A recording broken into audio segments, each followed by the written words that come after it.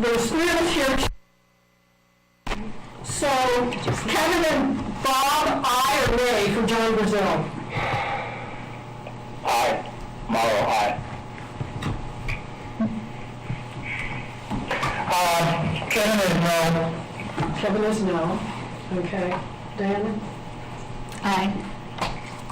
Okay. Me, I say aye. I abstain. Okay, he's abstaining.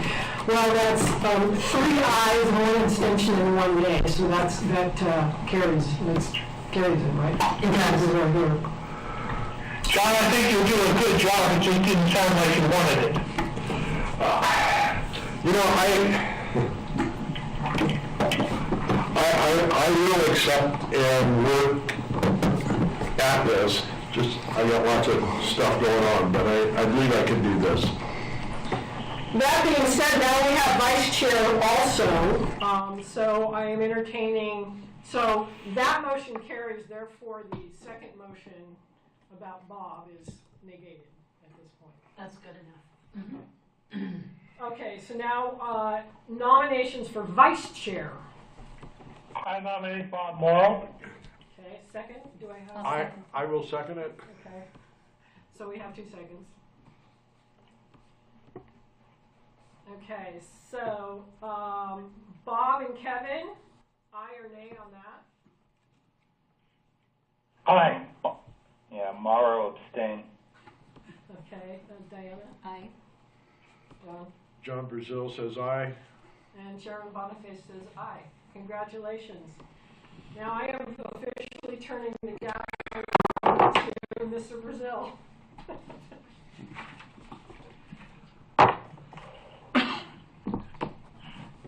All right, good evening. This is John Brazil, currently the chairman of the Curry County Planning Commission, or chair.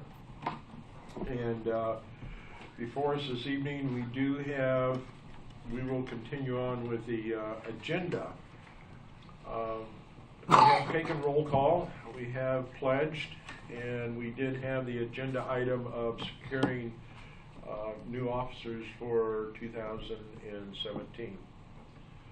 So item 3 on the agenda talks about review amendments to the Comprehensive Plan, Chapter 7, Natural Resources, and the Natural Resource section of the zoning ordinance as follows. What I would like to do at this point, hopefully everyone has a chance to look at this, and I would like to turn this on over to Carolyn for a report and guidance Sure. on this draft. Thank you. Excuse me. As you know, you have what's called a Curry County Comprehensive Plan. And folks at home, this is a visual. This is a 4 or 5 inch book of the policies of the county related to land use. This is mandated by the state of Oregon that you meet all their goals by putting together something for your public agency. One of those goals is about natural hazards and how they impact folks here in the county. And it's chapter 7 in this big book. Last year, actually year before last, we started that with DLCD, and we were awarded some grant funding for them to put together the lion's share of all of this code amendment work that you see before you. It was extremely helpful to use their expertise. We probably met, oh gosh, I would lose count of how many times we met. I would drive to Coos Bay, or they would come here. I would meet them different places, and the goal was to update this natural hazards chapter out of the comprehensive plan. And in the zoning ordinance, there's pieces of this 5-inch zoning ordinance that identify very specific hazards and how they should be handled. So that's what's before you tonight in this piece of the amendment section.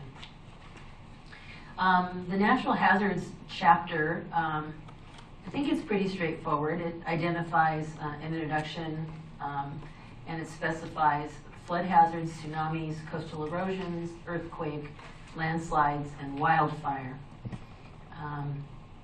All of these then are discussed in the body of the chapter. It's a fairly standard legislative format and how it's been put together, and I think it's fairly well written. There's a few grammatical things that need to be fixed, but by the time we get this to your official public hearing in February, those will be complete. Also by that time, I hope to have manageable maps. I have some maps here this evening, they're behind me, that identify some of these natural hazard areas. Specifically the coastal hazard section and flooding, and wildfire are here. If you want to go look at them, you can see, but those maps then identify where those areas are. Ultimately, those would be referred to when you were looking at standards to develop in those areas. So this chapter really goes through kind of the big picture policies and background on all of these different natural hazards in the county, and lays the groundwork then for the work that you see further on, which begins on page 12, where it begins to go into the zoning code changes. The first one being the tsunami hazard overlay zone. So what I was thinking is if you had some questions or wanted to comment about this comprehensive plan chapter, we could do that first.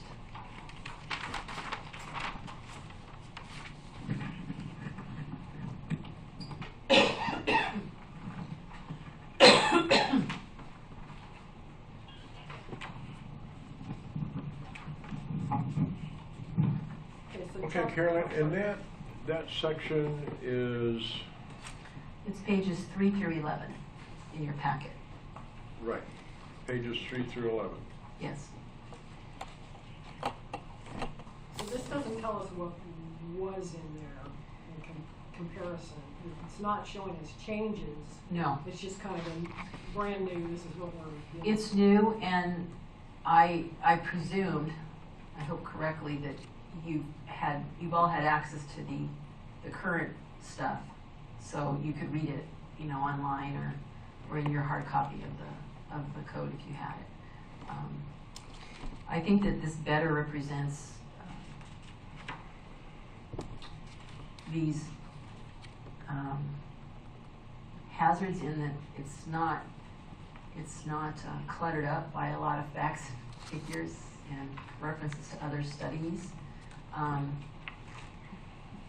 Frankly, in looking at the comprehensive plan that you have here, when we get to the place where we can update this whole thing, I'm hopeful that it'll be about a third this size with a very large appendix with all the technical information. So this is a nice start to move it into a more streamlined policy document. Okay, Carolyn, and on page 13, where you had, these are notes that you had entered in addition for this draft under item 3 on page 13? These are notes that are not going to be there when I bring you the final version. These were working document notes when we were working on this with DLCD. And that's relative to the zoning code section related to tsunami hazards. And you're going to see those little notes throughout. You're going to see some little yellow notations. This is really kind of our working draft, but I wanted to get feedback from the commission before we wrap this up. So if there were going to be any further changes, I wouldn't be going back again. So I did like it's more concise, the new ones, and I really like that. It makes it a lot easier to read than following everything that's in our current plan. good. I agree with that, because I had read through this, and I didn't really find anything in that section that seemed to go astray.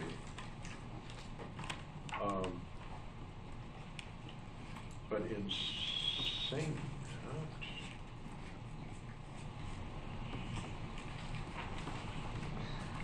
John, pardon me if you will.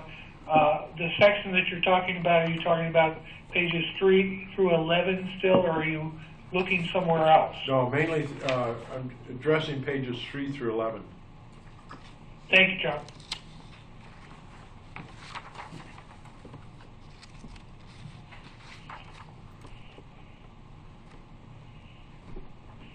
Was that first note on 13? That might have been what he was. So Carolyn, as I see this, pages 3 through 11 is pretty much the high-level view of this section, right? That's correct. That's your comprehensive plan Okay. chapter. And then we go into the specific sections that starts on page 12. Yes, and those are currently in the zoning code now, is overlays. And what we would be doing is repealing what's in there now and replacing them with this. In my experience, when you do major amendments like this, it makes a lot more sense to handle it that way rather than trying to give you a legislative version with tons of strikeouts and colors. And I think you might remember a meeting where I did that for you last year, and it was a disaster, and I promised I would never do it again. So we'll go with it this way to I guess these are famous words these days, repeal and replace. I was just gonna say that. Rather than call it a major amendment, we'll just repeal the old stuff and insert something new. Does the commission generally feel comfortable with chapter 7, the comp plan The draft? Pages 3 through 11? Yes. I'm real comfortable with pages 3 through 11, yes. Okay. Yeah. Do we have any other input from you guys that are not sitting here? Bob? No, I'm fine with it as it sits. Okay, all right. Question. What, is it January 1700 under this historically significant event on flood? No, tsunami? What page are you on? 6. It's January 1700. Wow. We have people here. We did? Yeah. Oh, okay. Present company. Didn't know we kept records back that far. Well, some of them were told over a fire. You know, I would like to look at that because I'm wondering if that's a typo because typically you put things in chronological order. Yeah. The first one is March 1964, Yeah, kind of what so I will double check that. If I may, I believe that's based upon records in Japan, because that's where the event occurred that caused the tidal wave. But that is, to my knowledge, that is the date that they look to today as the last time we had a catastrophic tsunami. Well, this one is talking about the Cascadia subduction zone. Right. This one isn't talking about Japan. Well, That's how they No, found that's out. what they would record, but I Oh, still okay. agree, Carolyn, if you would verify that, because it's still not in chronological Yeah. order. Okay, we'll do And, that. and it's not in the energy impact order either. I thought that's what it was at first, but it's not. 1964 was 9.2, and then We'll check that, if you can verify that one, yes. good catch. And I was thinking along your line when I first read through that, but it is not in order, and it probably should be. Well, besides that, I'm hearing consensus that we want to check this, but this section is generally, you're generally comfortable with this. Okay? Yep, I think that's good. Okay. So the next section is 3.252, starting on page 12. Yeah, this is the tsunami hazard overlay zone. And I'm looking, Donna, is that tsunami? This is the near, I mean, the distant, but I think you want the near for what you're looking at. Yeah.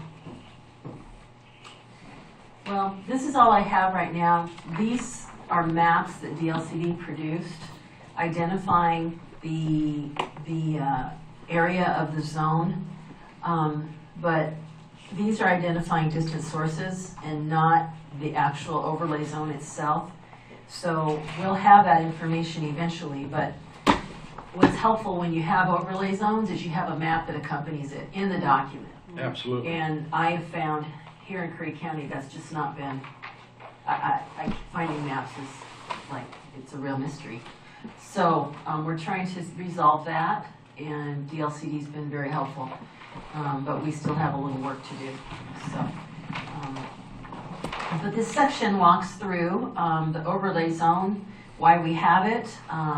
It provides some good definitions about essential facilities and other definitions. There are some notes throughout here in blue, and these were really notes that we used when we were going through this together. With the DLCD staff. And what you have, though, in these notes, typically above them or below them, is what the conclusions that we reached as a professional group on how we think that particular note should be handled. So we can talk about that if you like. So I didn't have a colored printer, so anywhere where you say note, Yes. that's the blue you're talking about? Okay. Yes.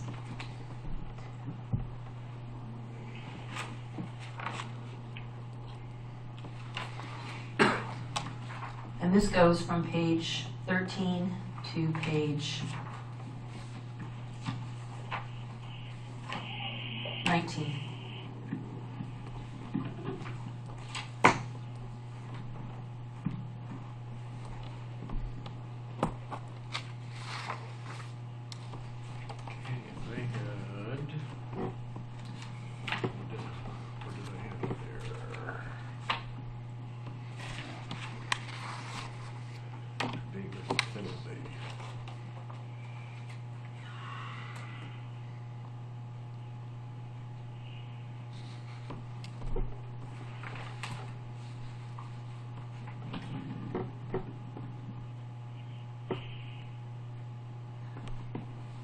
I didn't write myself a good note.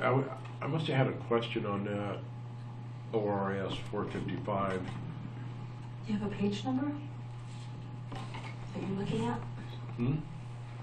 Are you looking at page 14? Yeah, page 14 at the very bottom, on the note on the bottom. And I apologize, I didn't spell this one out.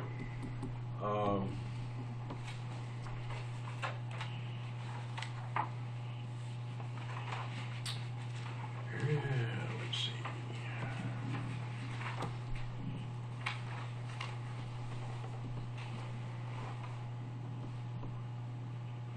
I guess maybe what I was referring to is we're talking about the tsunami hazard overlay zone, and then here on page 14 we're also addressing the tsunami inundation map. Is that the current published county map that is directing where the inundation, the TIM map? I believe it is. The one that we had passed around to everybody and I believe it is, yes. for emergency preparedness, which would be different than the hazard overlay zone. Yes. Excuse me. And without actually having the maps, we don't know what the difference is. what that difference actually is. Correct. So this is something that, when do we think those would be available? Well, I'm expecting that at your February meeting I will have them, and I'll be able to insert them in here as well. Okay. But kind of what I'm, kind of the undertone of your comment I'm catching is that it might be a good idea to have that tsunami inundation map as well. Yes. Is that where you're going? That's Yeah. what I thought. Okay.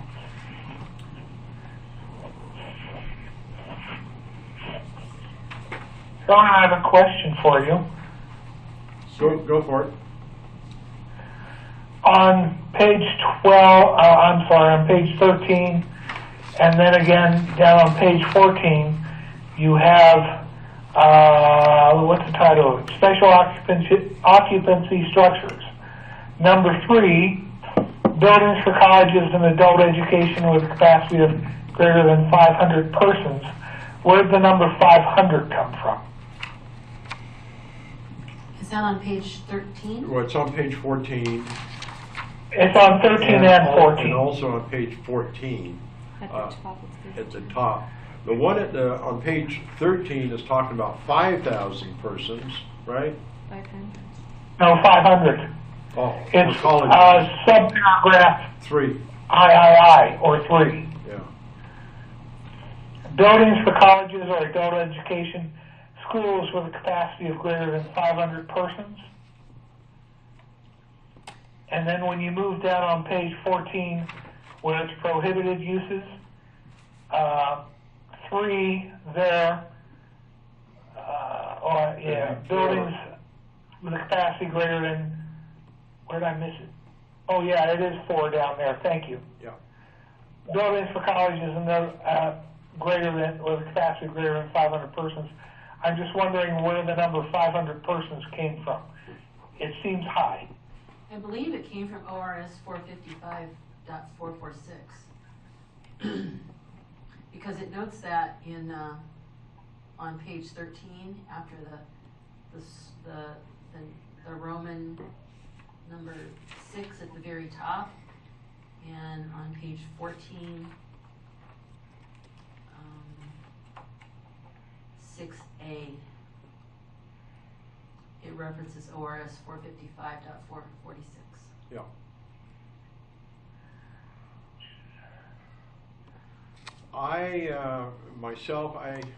That's why, like I said, I had a tab here, and I don't really remember, but I think it was associated with that ORS. The quantities on any of these, that question would still be the same, right? Buildings with greater capacity of 250 individuals, buildings, colleges, or adult education schools with capacity of 500. My mental question was, why do we talk about buildings with capacity greater than 250, but then for buildings or colleges we talk about 500? Because those are the minimums identified in ORS 455.446, I believe. It qualifies these at the introduction portion of A. So if you have younger kids, you're limited to 250, but if they're adults, so to speak, then we can risk up to 500? Yeah, Carolyn? Yes? Just for the record, that's in ORS 455.447. Okay. That's where they define it. It's, where are we? And actually that's mentioned in the note that follows this list on the bottom of page 14. It says CORS 455.447, number 4. Yeah. Yeah, there you go. So, And it's, wow, paragraph 1E, C.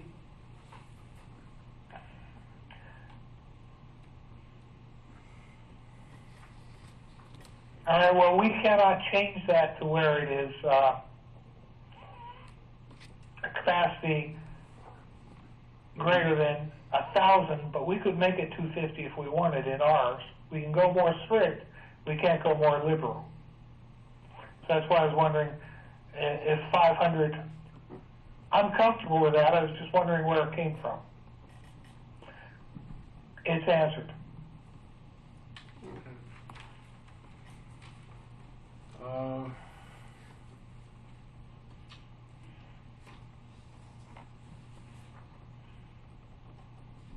Carolyn, what we will need to do is validate that subsection to 455, to make sure which one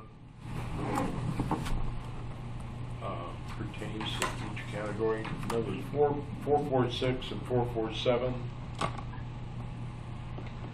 are Well- they being referenced to the appropriate area?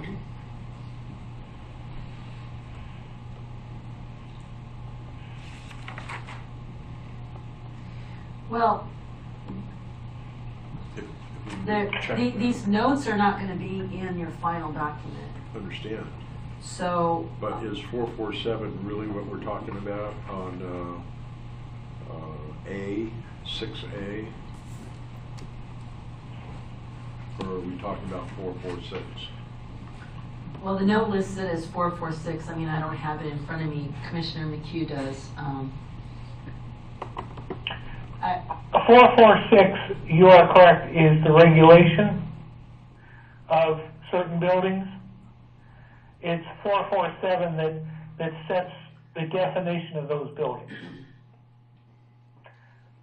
And I think that's what your footnote reads, But the foot, Director Johnson, that's how I'm reading it. It says, under that ORS 455.447, 4 is the definitions of those buildings. I'm very comfortable with the way these are laid out, this is laid out and the way it's framed, because I had the LCT on my right hand, putting it, giving me these references and putting this together, so, and like. It is correct, Carolyn, I didn't mean to get us sidetracked on that. I wondered where the numbers came from. Sure, no worries. And the numbers come from 455.447, paragraph 4, exactly as you have in the footnotes. Okay. all right. Excuse me, folks, this is Bob Morrow. I need to drop off for an hour. I'll call back in. Okay. My apologies. Okay, Bob is dropping off for a bit.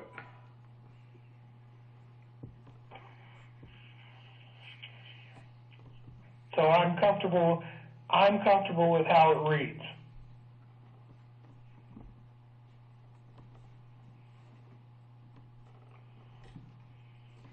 I think it's something that's kind of important to note is that the tsunami zone identifies buildings and evacuation routes and essential facilities. It doesn't really talk at all about subdividing property though, and whether or not you're limited to subdivide property in this area. And I think that we talked a little bit about this with the LCD, and I think we felt that you can have an earthquake anywhere, and to try to limit it, say you can't subdivide in an earthquake, or I'm sorry, in a tsunami, it's pretty tough, So anyway, just wanted to throw that out there. I'm sorry, would you, what, are you saying that there's no way to, in the tsunami inundation zone, there's no way to limit subdivision of properties? Well, you could, but you would substantially, I think you'd create an impact to any potential development of Well, case Yeah, in new point development. wouldn't it be like, we have restrictions here that says like hotels and motels are more than 50 units? Or Right. residential uses of manufactured home parks density that exceeds 10 units per acre? right. How many of those could we have? Oh, I don't know. I don't know off the top of my head, but Adopting decisions. we'd have to go through, look at the zoning, Limit, the underlying zoning in the entire tsunami hazard zone, and then estimate, number of residential units that could be developed if you allowed for a subdivision. And we haven't done that, but. Because partly that's how I kind of see this here when it's talking about it. It's saying, give consideration and limit whatever mobile home parks to a density of 10 units per acre. Well, okay. Or hotels, motels with more than 50 units. But there's nothing that says how many of those we can have side by side, right? So are No. So instead of having one 500 unit hotel, you have 10 50 unit hotels? Yeah. And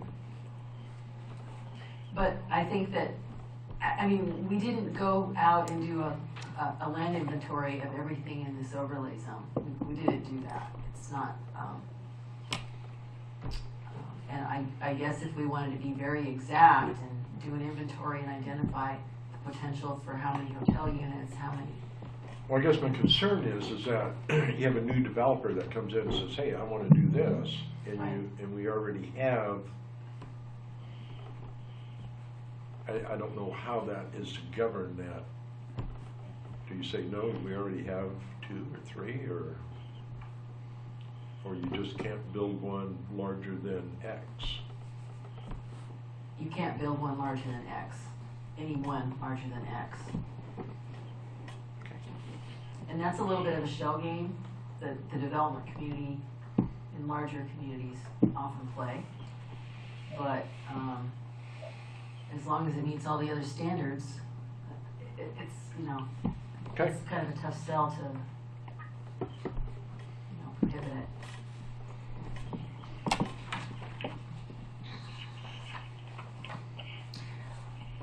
Chair Brazil, did you want to take public comment after each one of these sections? We've got Yes. some folks here that. Yes. I would like us to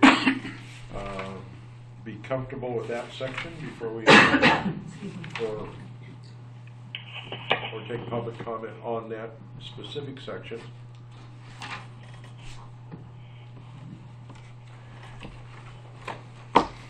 Well, If we have some.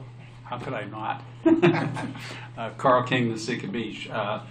Going back to the Chapter 7 of the Comprehensive Plan, I haven't looked recently, but the Comprehensive Plan that's on the website, as opposed to the nice book that people in the county have, is chronological.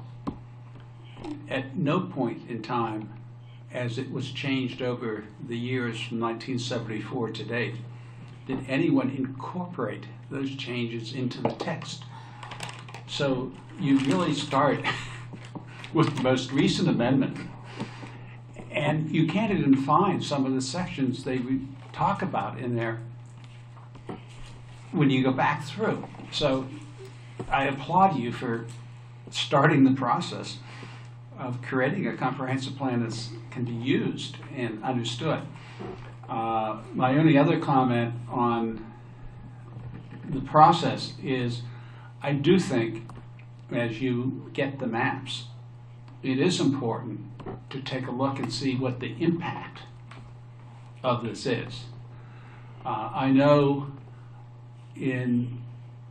I think it was 2012, there were a series of amendments affecting buildings in the rural commercial residential districts that my understanding was passed to facilitate the reuse of the old school buildings up in Langley's. And no one really, to my knowledge, went out and looked as to how that impacted other areas that were in that district. And it caused a significant impact in my neighborhood because I lived next to one of those districts. And it is the district where we now have 24/7 noise because what clearly could not have been put there, and I don't think can even with that amendment, now could be arguably put there. So I think it is necessary to go out as you go through these, and there may be more important ones than just the tsunami, but to take a look at okay, it's a great concept, but when we put it on the ground, it might work here, and it might not work there. And it is easy to deal with that as you go through it. It's difficult to fix if you make an inadvertent mistake afterwards. Just as a note, I just had a client, long-term client of mine passed away, and my favorite memory of him is he owned a piece of land on Chelsea Creek in East Boston that was perfect for a more dense use than was allowed in that type of zone throughout greater Boston, the Boston city limit. And we went in and met with the Boston Redevelopment Authority, and they put a footnote in the plan treating that little sliver of land differently. And I think you can do that here easily. So that's just as a general comment. I think it's important to see how this sits on the ground before you actually go adopt it. And it is difficult at times to get the maps, because since I've been here, I know all the shoreline overlay maps were revised, but they were put into the county clerk's vault. And when we were attempting to determine just where those lines were in my neighborhood, we couldn't get access to those maps from the county clerk. So we don't know today for sure where those lines were that were just recently drawn by the county 2 years ago. And it does make a difference when you have activities going on at the edge of a bluff, whether it's in or outside those districts. So. Okay, thank you, Carl. Do you want to comment on I it? do, and some of my comments are along the same lines. Do you want Could you come up and I guess we'll make you state your name and address. Donna Colby Hanks. I live out in Nisika Beach as well. And my concern is more for the little fire stations that serve these smaller communities. Nisika Beach is one of those. I don't know if it's in the tsunami zone or not. But how do these provisions treat an addition or replacement if something happens to those stations? Those stations are vital for those little communities. And I don't see that it's clear in these provisions. You talked about fire and police under this one, right? Mm-hmm. And it also talks about emergency vehicle storage. I'm talking about the existing ones. It's very clear that you can't put a new one in one of these zones, but what about the existing facilities that are there serving these communities? How are those going to be dealt with? If they want to have an addition, or if something happens to that station, how are you going to replace it?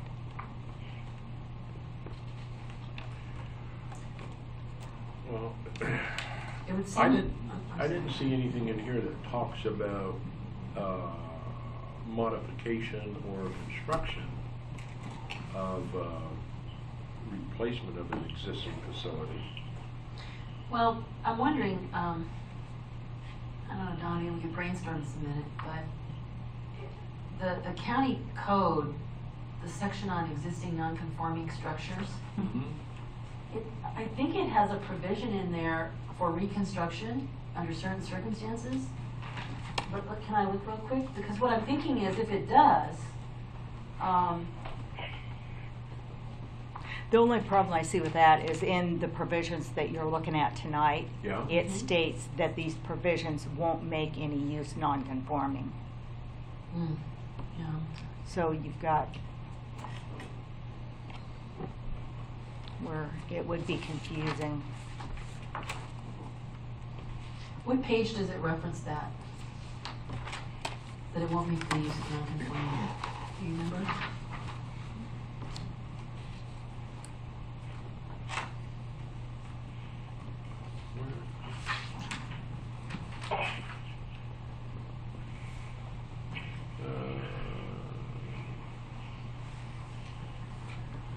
non-standard.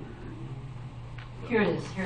It's on page 15. It says, notwithstanding the provisions in section 5.060,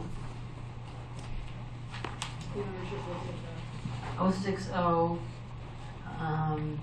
to 5.060 to 5.064. I'm looking at the zoning code, because I think that's the section it's referring to. Yeah, here it is. 060. Yeah, this is referring back to the non-conforming section, continuation, alteration of non-conforming use or structure. Yeah. Non-conforming structure, standards for the alteration of a non-conforming structure, discontinuance of a non-conforming structure, and authorization to grant or deny reinstatement of a discontinued non-conforming structure. So let's look and see what that says. Well, and I'm looking at number 7 here on page 15 too, and it says, a use listed in subsection 6A of this section may be permitted, et cetera, et cetera. Fire or police stations may be permitted upon findings that there is a need for a strategic location. You know, and I would think in the case of our little fire departments, that would truly be the case, you know. Then they would go through a conditional use permit process to reestablish that use. Well, see, that's the piece that I find cumbersome. Yeah. Because having to apply for a conditional use permit for use that's already there because maybe it was damaged, I mean, I think that can be a little onerous. So I'm wondering if That would just, these sections about, this talks about continuation, in this non-conforming section it talks about continuation and alteration of non-conforming use or structures. A non-conforming structure may be continued and maintained in reasonable repair. However, the alteration of the non-conforming use shall be an administrative decision of the director, who may impose such conditions that are necessary to carry out the intent of the zone. So, application shall be made in the same manner as for a conditional use permit. So it doesn't give you any relief from that conditional use permit. So if you had a fire station that wanted to put on an additional bay to house a Yeah, truck, you have to go through. the conditional use permit process.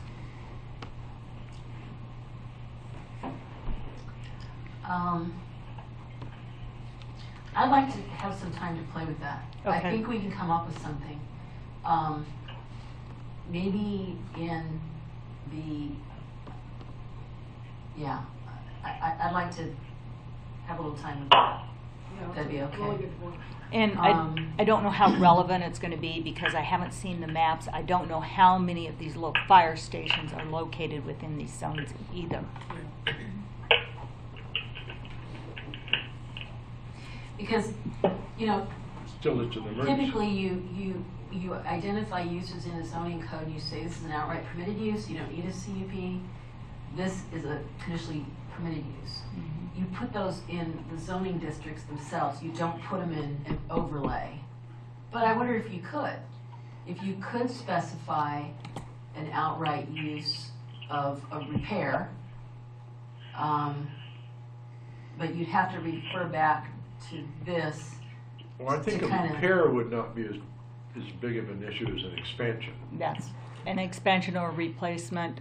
I know in one of these sections, and I'm not sure that it's in this one, they were given a time limit, and maybe in the non-conforming they are as well, of a year. And when you have these little fire departments, and I'm sorry for sticking on these little fire departments, but when you have these little fire departments, they run on a really lean budget. And for them to come up with the funds to do some of these things may take more than that year or 18 months. And that would be a concern for me.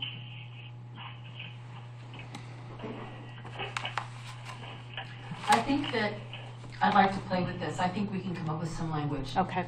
I think this notwithstanding stuff it's a good start, but it doesn't get us where we want to go.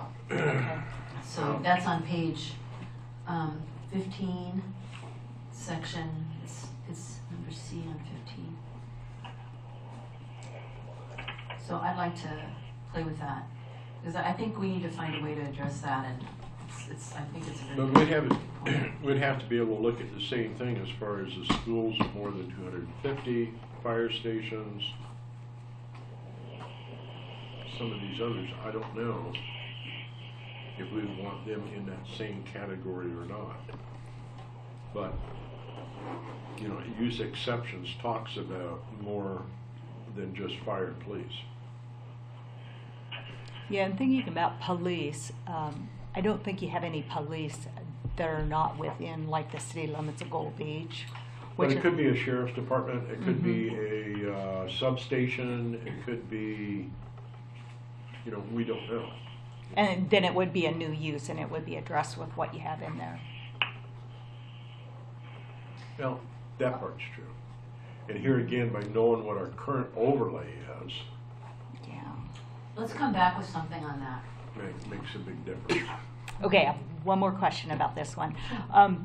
If you have an existing vacant residential lot, what would be the process for somebody to develop that lot?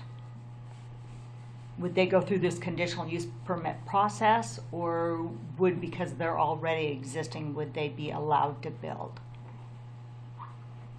Well, if they're in a residential zone, a district that's zoned residential, they'd have to get a conditional use permit. Okay. And, Yeah.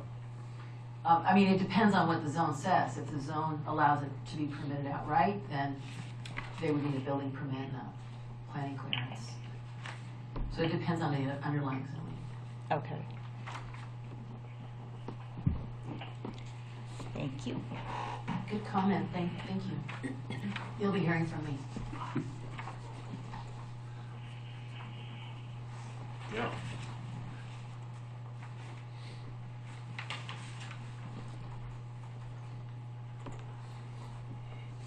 Any other comments on this section?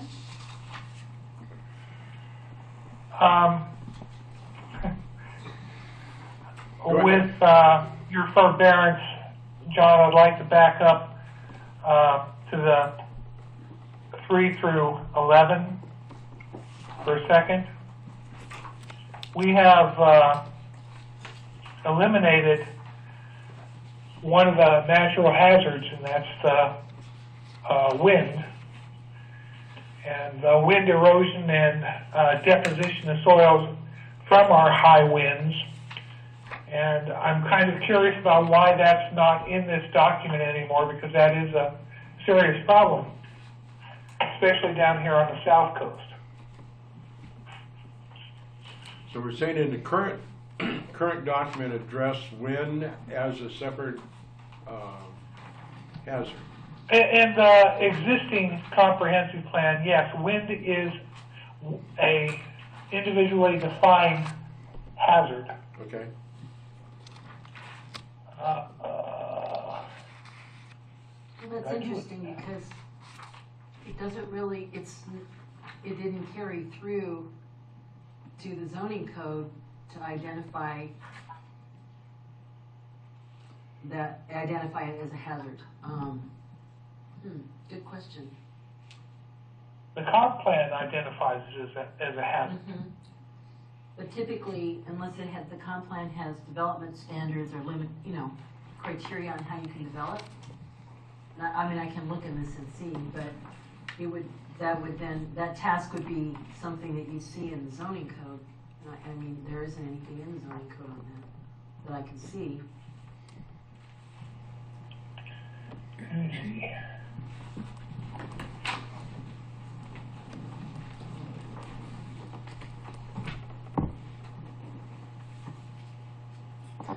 And in the current comp plan chapter, 7.2.4, wind erosion and deposition. Curry County has 4 such areas: the shoreline from the northern county line south to Flores Lake, the shoreline from the mouth of Elk River to Garrison Lake, an area at the mouth of Euchre Creek, and an area near the mouth of the Pistol River. And that's where we have 4 areas within the county that are subject to wind erosion and deposition. Well, it goes on to say at present there are few developmental uses located in these areas so that wind movement of sand has not been a natural hazard problem. However, any future land use actions in these areas should involve consideration of the wind erosion or deposition of sand as a potential hazard. I'm wondering if, because all of these areas that it names are really near, well, they're not just near beaches, because there's a whole coastal hazard section to deal with beaches. You know, I'm wondering if under the section that we have, the overlay zone that we have on coastal hazards, which we're going to go into Next. Okay, we can hold off the question till we get there, Carol. Yeah, I think we're almost there. But I'm wondering if the coastal hazard overlay zone couldn't also be extended to include rivers and, you know, areas of rivers and lakes in the map itself. And we could call it something else. We could call it coastal and river hazards or something like that. So, but I don't know. We should talk about that. Yeah, We'll get to it. Let's not lose Thank that you. one. Sure.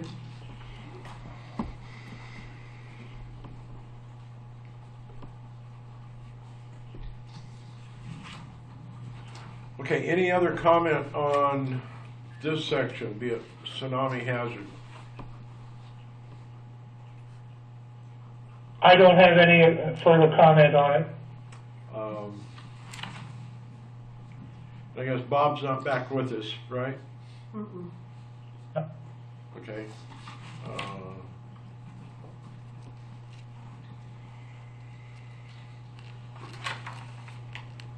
One question that I kind of have, we're addressing certain types of emergency vehicles, structures, medical facilities, so forth. Is there any place in a tsunami event that we would want to talk about ports?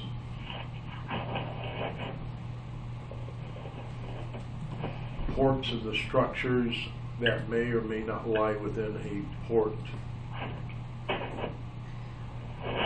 Which of the ports, Mr. Chairman, do you know that the county is responsible for? It's a good question. I just know that the Port of Port Orford is its own governmental unit, and I don't believe that the county, because the city doesn't have jurisdiction over it, and I don't believe the county does either. But we would have jurisdiction over buildings and life and safety issues. Well, I'll give you an example. In the Port of Brookings, when they expanded that seafood plant down there, we did have authority over that for their building permit and their planning clearance. Yes. So, yeah, I don't, and they are their own entity, their own governmental entity, much like Port Orford, I believe. Yeah, yeah. The Port of Brookings Harbor is a separate district, and it is its own entity, but it again lies within Curry County. Yes. And I'm just wondering if that was even looked at or not, or if it needs to be for awareness, because obviously on a tsunami event, that is something that is prone to having some real problems. So maybe these things coincide. If they want to put a motel there with more than 50 units, we deal it as a motel issue and not necessarily as a port issue. Well, they wouldn't be able to do it. I mean, they would be like anybody else. Say the private property owner owns 300 acres on the coastline and wants to build a private school, with a capacity of more than what's in here. They wouldn't be allowed to do it. I mean, I don't think the fact that it's owned by a port makes any difference. Yeah, I don't think- Or the geographic layout of a Mm-mm. port, the marina itself, the boats, the marinas. Do we No. have, Uh-uh. I mean, that's under their jurisdiction for operation and taxation purposes.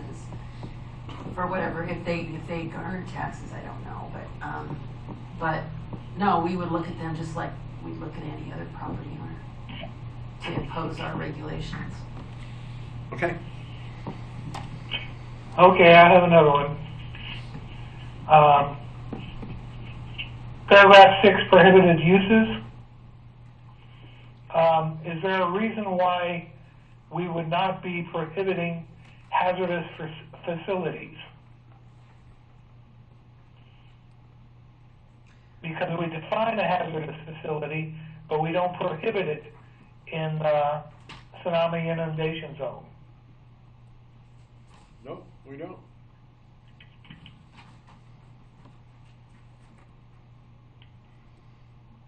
You can certainly add it.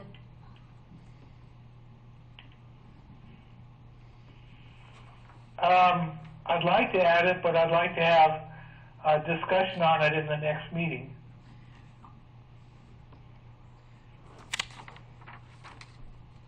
I don't know, I think you should just add it. I don't think it's, I mean, you can talk about it at the next meeting, but, I think some discussion right now would be good. I think that's a really good point. I think you should add it. Well, we have the ports who have refueling capacities, and that's a hazardous and explosive substance. So that's why I think that we can add it, but we may have to do some other finagling on the definitions. Because I think just about all the ports, I know Port Orford has refueling capacity. I'm sure Brookings does. So maybe look at refining the definition of hazardous facilities. Yes, I think that's where the discussion comes in. I would, But adding hazardous facilities to prohibited uses, I'm fine with that, but we do have to go back and have a discussion on the definition of a hazardous facility. yes.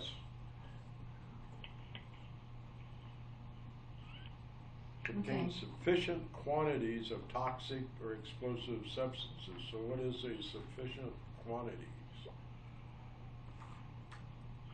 All right, so let's do that. Let's have a discussion, and everyone take a look at that. This is page 12B, 2B. I guess a better way to say it is section 3.252.2B. Is that it? I'll come back with some definitions, and if any of you, excuse me, have ideas on how to define that. Well, you could define it the same, you define hazardous facilities the same way, but then you could say they're not allowed, but then you could also have an exception for, gas or fuel storage facilities at the marinas or whatever. Or maybe establish some limits. And I think there's some criteria for that today, but not necessarily here. Right.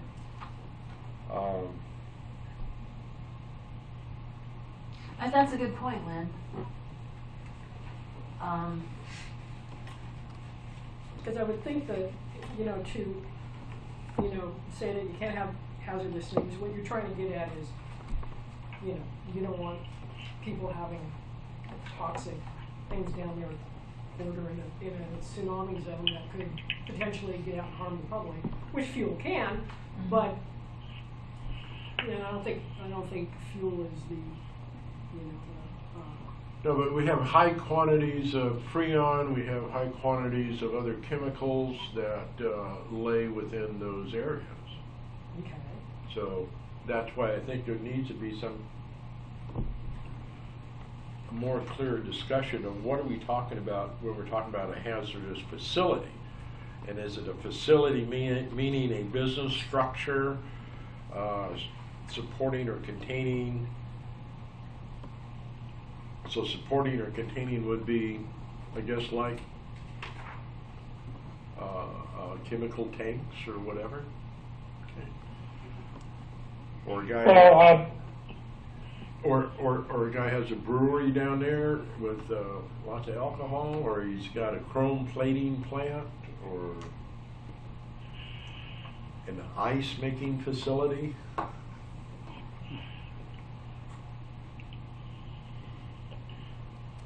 Commissioner Boniface, did you say that we would add to the definition of a hazardous facility a simple statement that says this excludes refueling stations at docks and ports?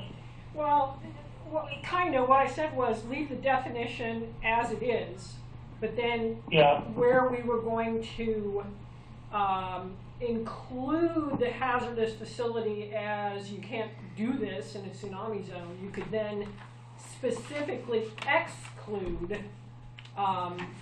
that a permitted use would be fuel facilities or whatever else may be appropriate. So kind of like what we've done, kind of like what has been done with the fire and police stations. You can do them. It's an exception to the rule, if you will. I like that idea. That's very simple, If I could comment. very straightforward. If I could comment on that, when it says use exception on page 15, it says a use listed in subsection 6A, which is the prior page of this section, may be permitted upon authorization of a use exception, which means I have to develop a use exception process. And that's okay, but it means now we're gonna generate some paper, you gotta make an application, you have to pay some money. If you know right up front the exceptions that you would like to have and you would exclude them from this hazard facility definition, you wouldn't have to go through any of that. True. I like that idea.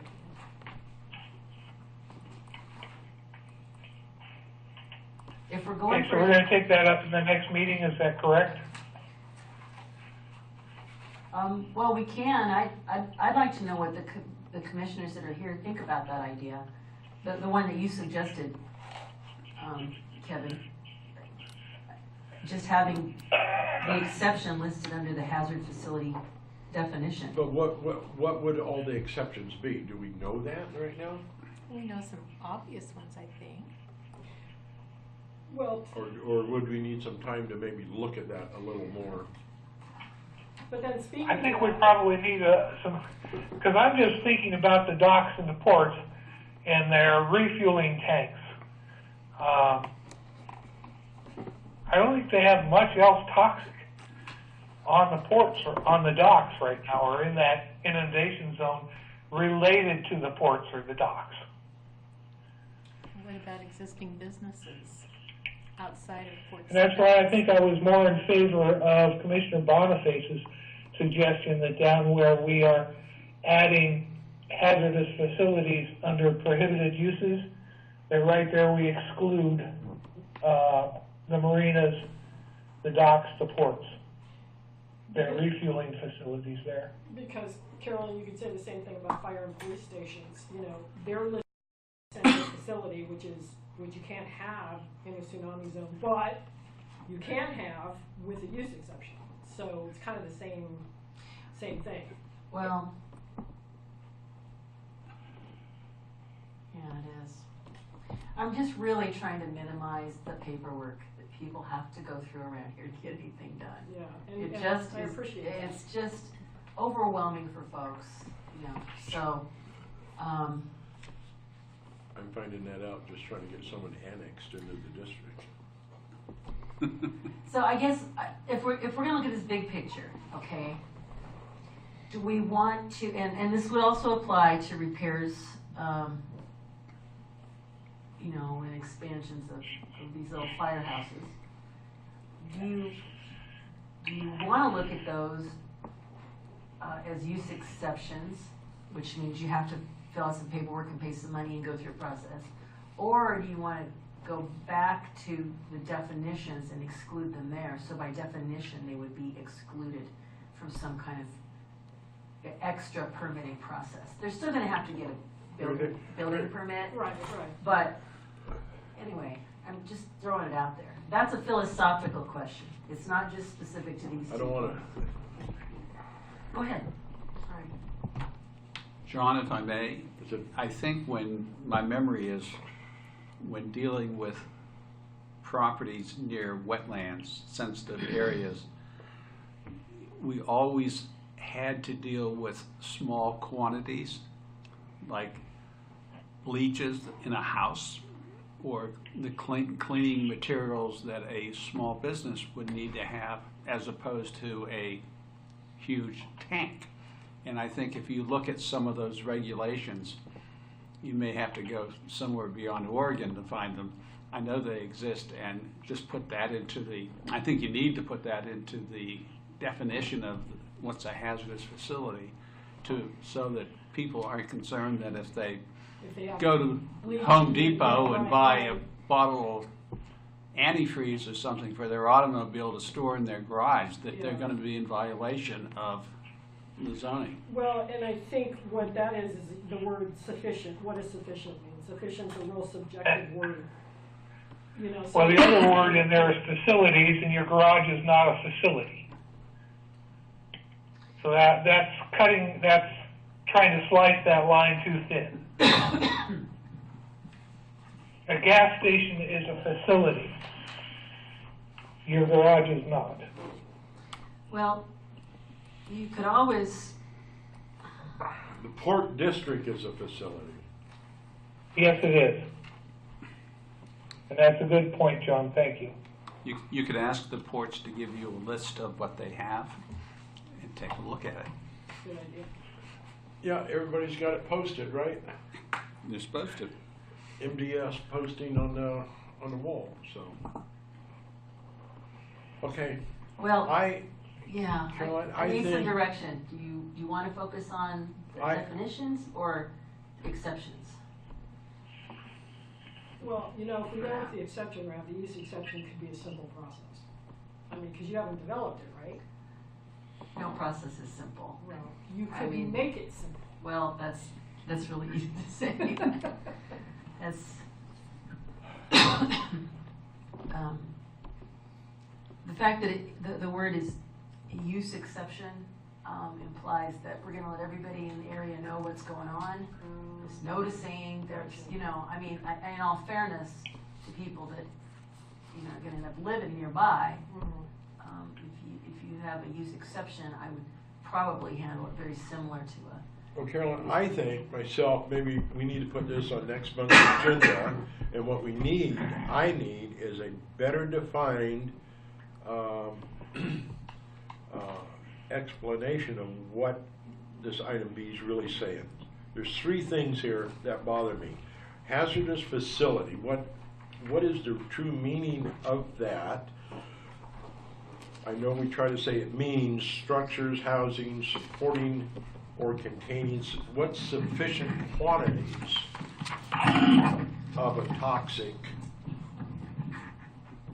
and that even jumps out at me. You know, what's toxic? You know, car wax is toxic. Anyone that puts together a materials toxic list in any business knows that all the stuff that you're expected to list. Is that what we're talking about? And the last portion of that talks about the danger to the safety of the public if released. Who's making that decision? Well, you could always make this definition one of those deals where it's decided by the director. That's right, we could. But I think I would like to. I think we've forced too much work on the director on making decisions like that. John makes a good point. We have a lot of nebulous terms right in there that is open to interpretation. And while I may have great faith in the current director, the next director may not have the same level of conscientiousness. Yeah. So I would like to tighten some of the terms up a little bit, and I'm not sure how to do that. That's why I'm kind of trying to push us towards taking this up again next month so that we have a chance to think about that a little bit. And I myself would be in favor of that. I would Okay. like each commissioner to look at this, and we'll put it on next month's agenda and address it a little more clearly. If I could ask. I would be in favor of that. If I could ask for just a little more than just think about it and come back, because next month, that's it. You're not gonna see it again after that. It won't be able to come back again, because I've scheduled this for the board. And I have some noticing that I Well, have to do. we'll have to change that schedule, Carolyn, because we're the planning commission. We're asking for your support in helping us with this. Oh, We're and not I- here to help you get it through. It goes the other way. Well, I'm appreciative of that. And where I was going with this was I really would welcome hearing from all of you Between now and then. individually by email. That I can't tell you how valuable that is to me, rather than waiting for a meeting and then, it's just much better, because then I can say, here are some options that have been presented, by different commissioners. And then if I have questions on validity of some of those relative to state law, and I need to call DLCD, I can do that. And it affords me the time, so, anyway. By doing that, we're skirting the open meetings laws. By calling, No. You know, I No, think we're that if you providing- individually contact me, you'd be okay. We're providing information and viewpoints, whatnot, ahead of time, so that it can be assembled and presented at an open meeting. And hopefully we would have something that we can say, hey, we can go with either A, B, or C to adopt at the open meeting and move forward. Well, I think, I'm okay with that as long as we're each as individuals are only addressing these thoughts and ideas to Carolyn and not to any other person in the commission. okay, I think That's fine. that's right on target. Yeah. Okay. Everybody okay with that? So if I could hear from you all by maybe the end of next week, I would really appreciate it. Because I'll be busy getting ready the packet for the next meeting. So, okay. All right.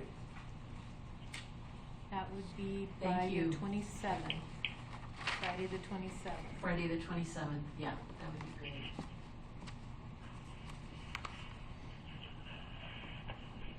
And specifically, you're looking for input back on whether we're going to address this in definitions or list exceptions?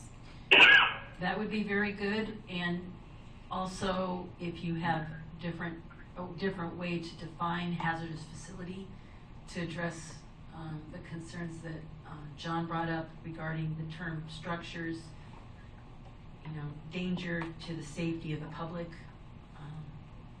Okay. facility, those words, yeah, that would be extremely helpful.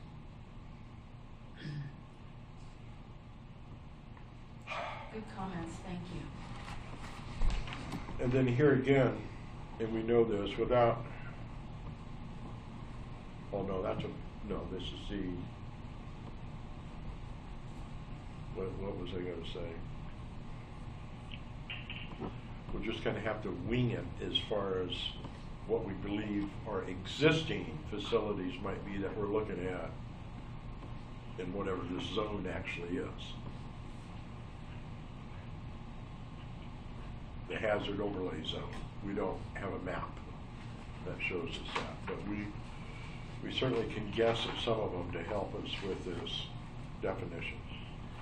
Okay, I think we're good with that. Good direction. Thank you.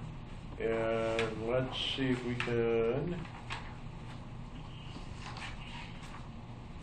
go to the next 3.253.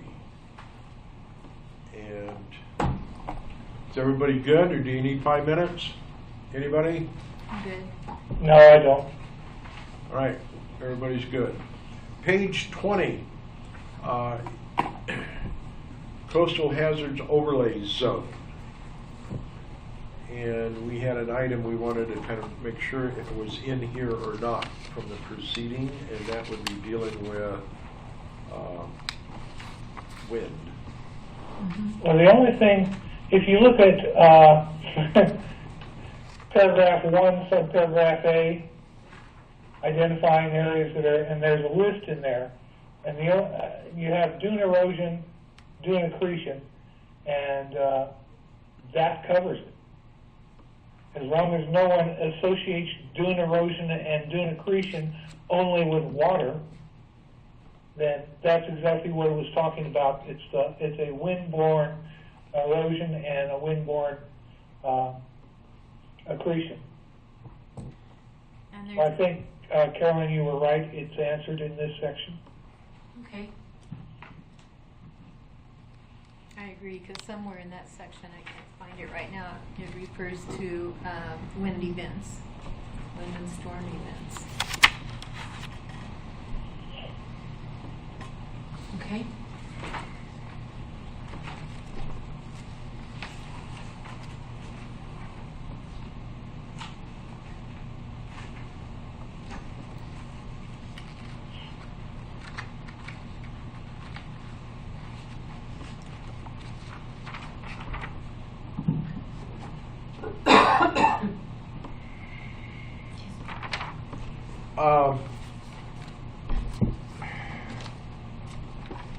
It'll probably come up again, but remember a while back, a few months ago, when we were talking about the definition more clearly of trees and the canopy and the distance between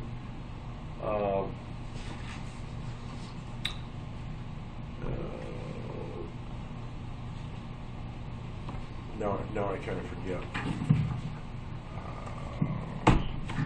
Although this talks about canopy and not removal of trees that are larger than 8 inches diameter, breast height, providing the canopy area of the tree that are removed in any 1 year provides less than 25% of the lot or parcel. And what page is that on? 21. This is page 21, section 4B. 4. 3 No. and 4. We got a couple 3s and a couple 4s Yeah, there. you do. I's and B's, and Yeah, you got some numbering issues there. help me with that. Page 21, Mm-hmm. section 4, Or B, maybe, yeah. and then I got I, triple I, 4, 3, Yeah. 4. We need to fix those. So there's some. So it's the second, 3 and 4, right, or something? Yeah, second. There's a couple of 5s, a couple of 4s. I like 5s. We'll fix that. It almost looks like a poker hand of some kind. We'll fix that. All right, so we can correct that.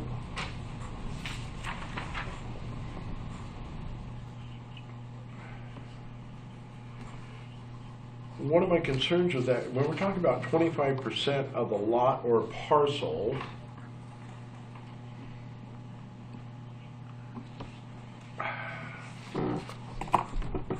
if that happens, and then the next owner, or the same owner comes back and wants to do a lot split, is that item taken into that consideration, how the lot can be split? It depends on the underlying zoning and whether it allows the lot split or not. I mean, you won't know. I mean, Would they still need to conform to this? the new lot would need to conform, yeah. If the underlying zoning will allow you to subdivide the property, and, you know, then the new lot would have to conform to this requirement. So the new lot would have to meet this. Right. I gotta tell you, this I is really, these are really tough to administer.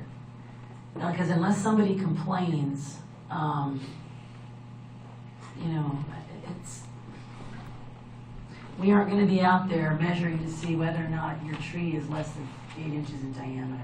I just don't, yeah. Abatement and penalty. Yeah, how is that enforcement? How is that handled? It's very difficult. Especially since we still don't have an enforcement officer. No, we do And not. I have to tell you also, DDH is very subjective because that's breast height. And if you're a short person, it's going to be different than if you're a tall person measuring it. So, Yeah. Yeah. So, But I'm looking for That's- input and guidance on some of these.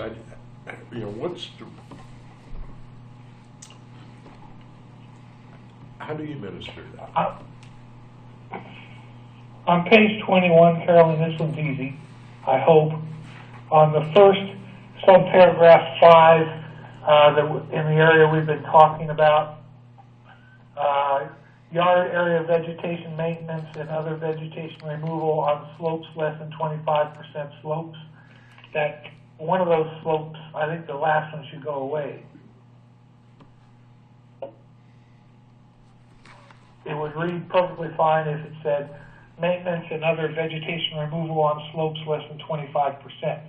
Period. You're right.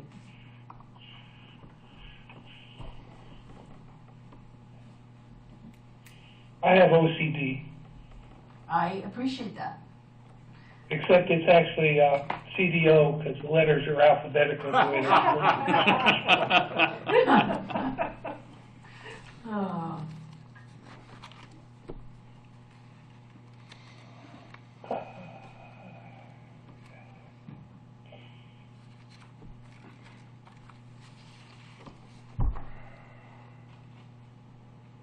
Except for the beach, you're doing subject area, subject limitations, section 6.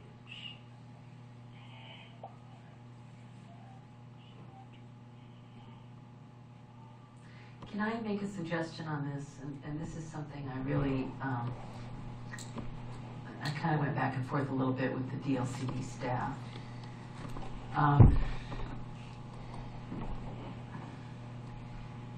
When you want to develop a house and it's not an outright permitted use, and you need a conditional use permit, we charge you whatever we charge you, okay, to process that and go through the process. Well, if you also need a coastal hazard area permit, now we're going to charge you on top of that. So That's because I decided that's where I want my structure, so, okay. But what if your whole lot is in that hazard area? Why should you have to pay 2 times for me to evaluate your project? I'm going to look at these standards whether I charge you for a conditional use permit alone or for a coastal hazard area permit. I'm going to need to I'm going to need to come up with this permit. And I'd like to play with this a little bit because it just does, to me it's like double dipping on the part of the county. And I've And that's okay because in all of the hazard zones, Carolyn, one of the purposes of this is to limit development and guide. We're not trying to prohibit it, but we're trying to limit the amount of development that goes on in the hazardous overlay zones But you or the can, hazardous zone. but if you need a conditional use permit to develop in this area anyway, Because it's not an outright use. because it's not outright use, Okay. I'm going to evaluate your project using all these standards anyway. Why should I charge you for that conditional use permit plus this coastal hazard area permit? It just feels, I don't know, I experienced this where I used to work. We had what was called a coastal zone, and if you needed a conditional use permit in a coastal zone, you had to pay for a coastal permit, and you had to pay for a conditional use permit. But what I didn't work any longer on it because it had 2 permits instead of 1. Well, what I if just it looked at more was an regulations. outright use, you would only go through the overlay zone, right? right. Right. So I think there should be some language in here that if you're already required to have a conditional use permit due to the underlying zoning, you wouldn't have to double pay somehow.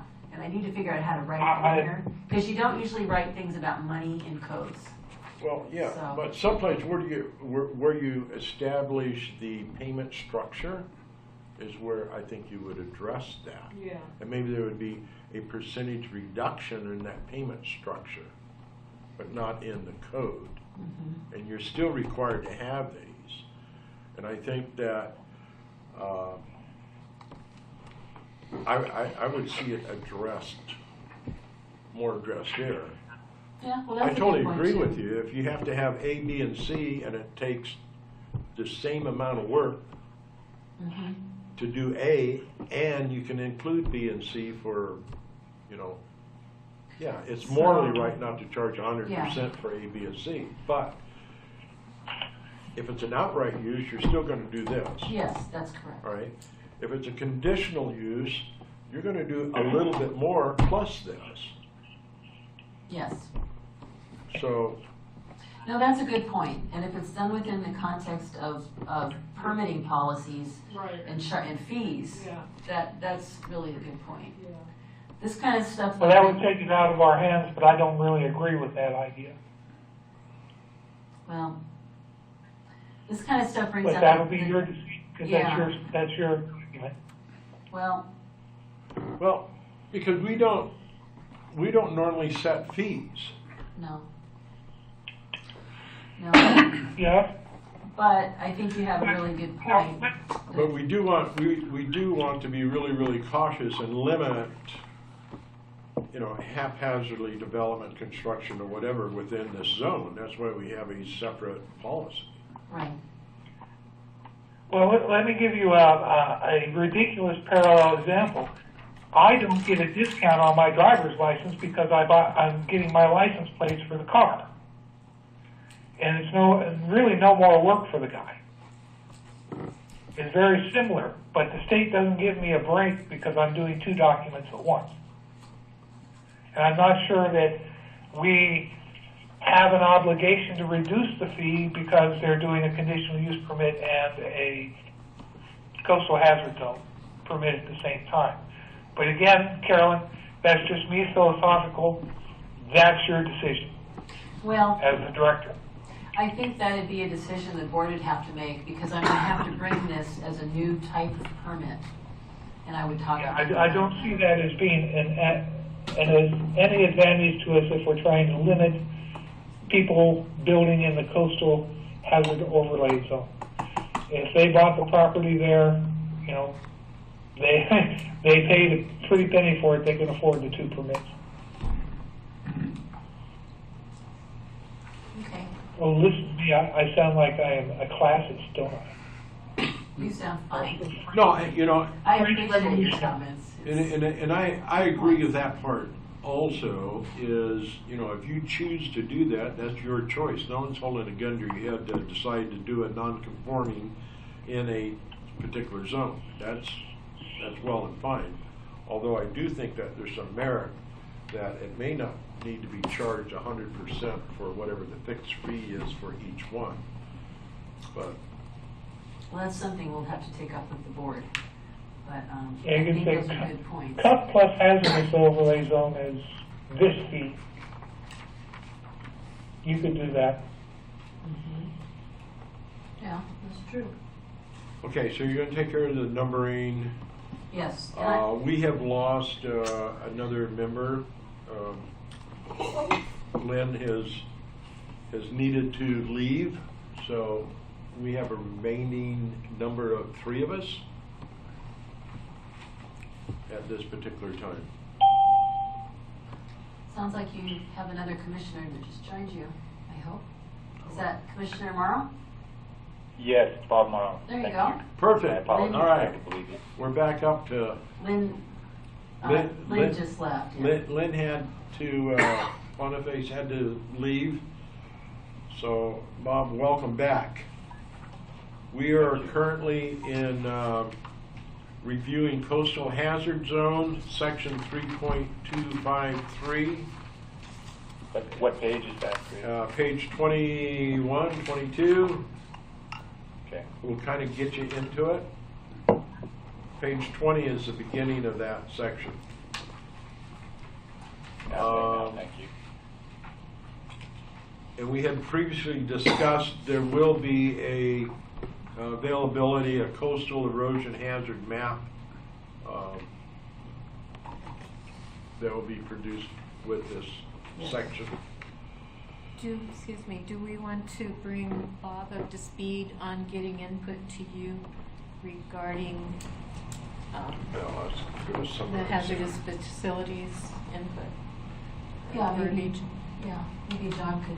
I was going to summarize that. Okay, Bob, the other thing is that we had discussed a previous section, be it the tsunami hazards. Yes. Section I 3. left at 500 or 250 for section 4, I think it was. Yes. And on page 12 of that section, we had discussion on on page 12. It would be down under 2B, that talks about hazardous facilities. And we had committed to Carolyn that we would provide her some suggestive information on how better to handle and describe that particular section B. What does hazardous facilities really mean?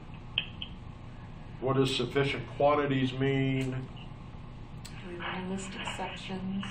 Do you want to elaborate? Do we want to do a list of exceptions, or do we want to, how would we want to better handle that? You know, right off the top, I think, John, your experience in fire service. Toxic and explosive substances? Quality Yeah. listings there. It is a concern.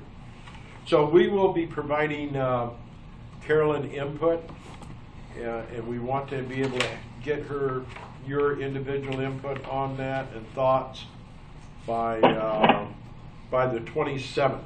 Email that information to Carolyn. So other than that, I think we're kind of back up to speed. Carolyn, I think on this section here,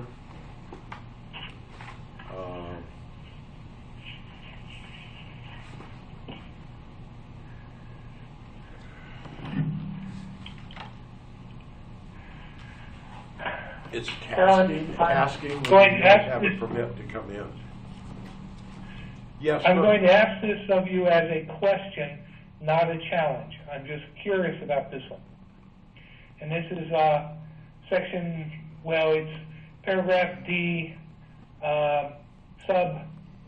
subsection 5.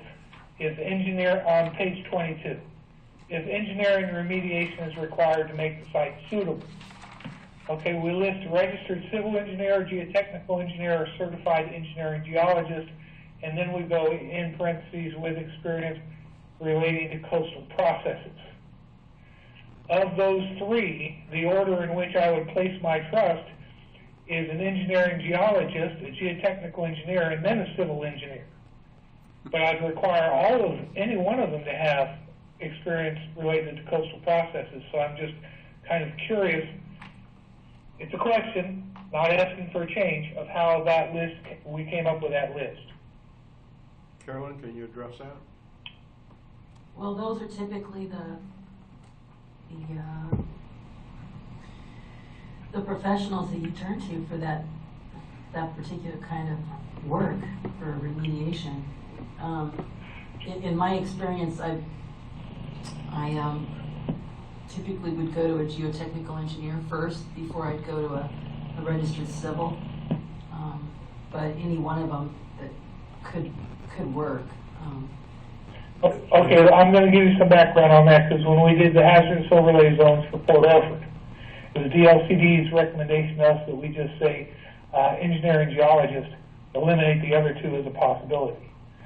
I don't care one way or the other. That's why I was asking it as a question, not to ask anyone to make a change to it. Well, when I worked with DLCD on this, there were two or three folks that, and they all seemed to have different opinions, which is why all of these ended up in here. I'm good with that. So let me confine my question to with experience related to coastal processes in parentheses following the engineering geologist. Shouldn't that be a requirement for all three? With experience related to coastal processes is what you're... Yes, each one. Because yeah, each one of those professionals should have do require to have experience relating to coastal processes, and it reads as if only the engineering geologist would be required to have that experience. We can add some language there that says, with any of these professionals requiring experience related to coastal processes. I'm fine. Okay. Thank you for answering that. Sure.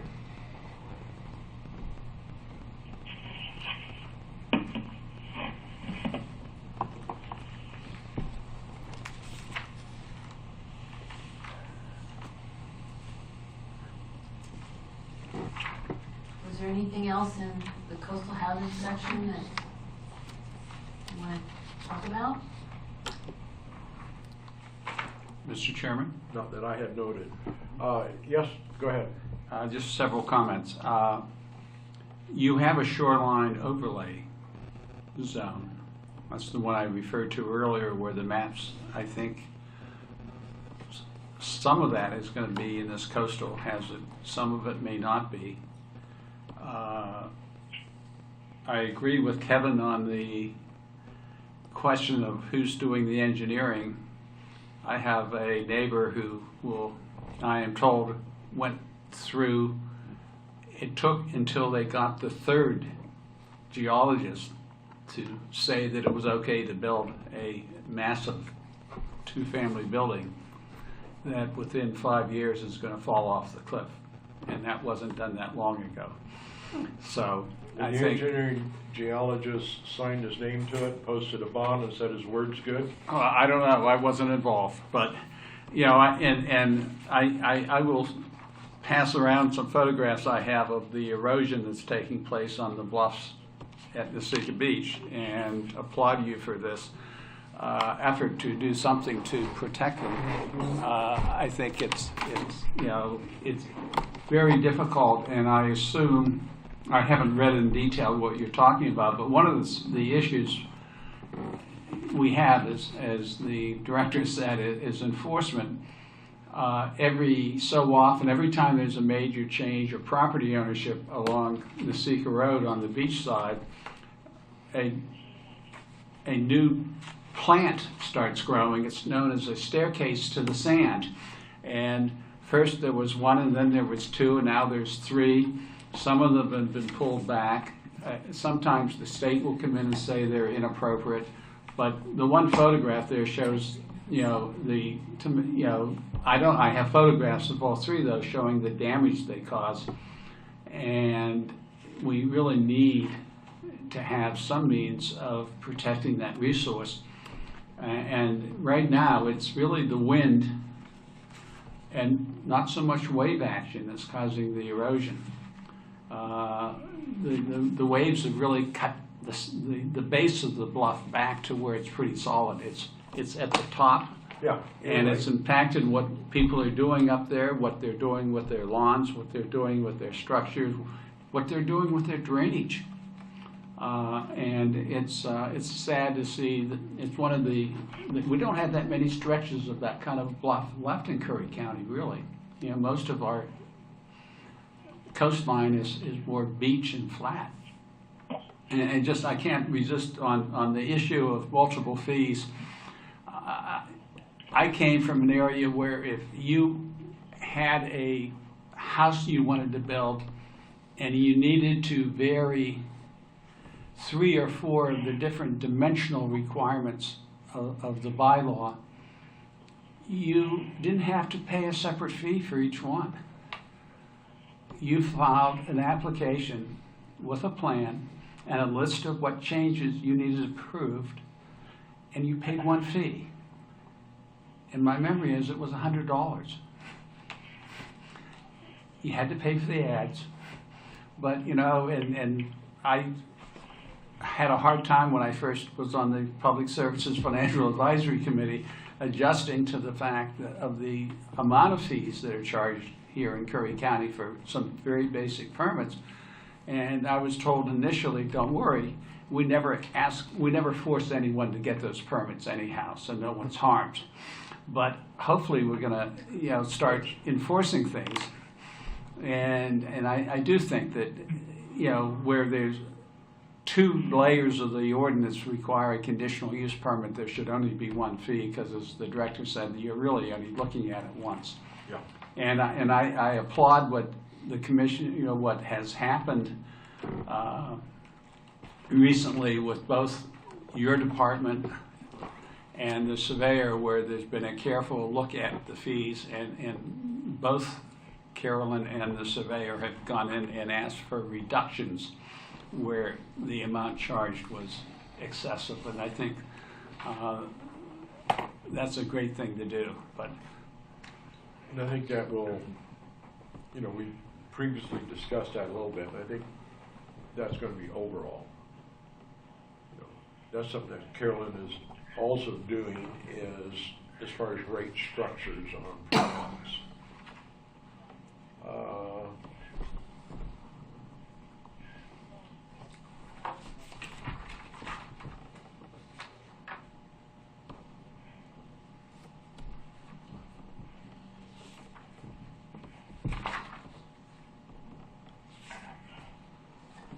Were there All right, any so other? the overall to this section here, I think we pretty much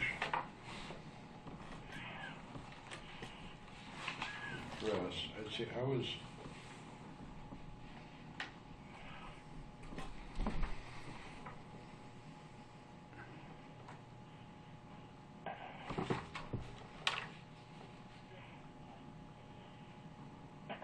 The one question I did have, Carolyn, and it's on bottom of page 26. I'm just looking for intent. D, land division requirements. All land divisions in the coastal hazard overlay zone shall provide a building footprint that provides a minimum of 700 square feet.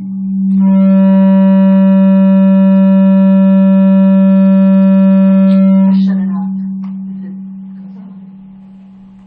Okay. I don't know if I got. he's coming. Here he Charles. comes. He's running. What's the real intent of that? What are we talking about there?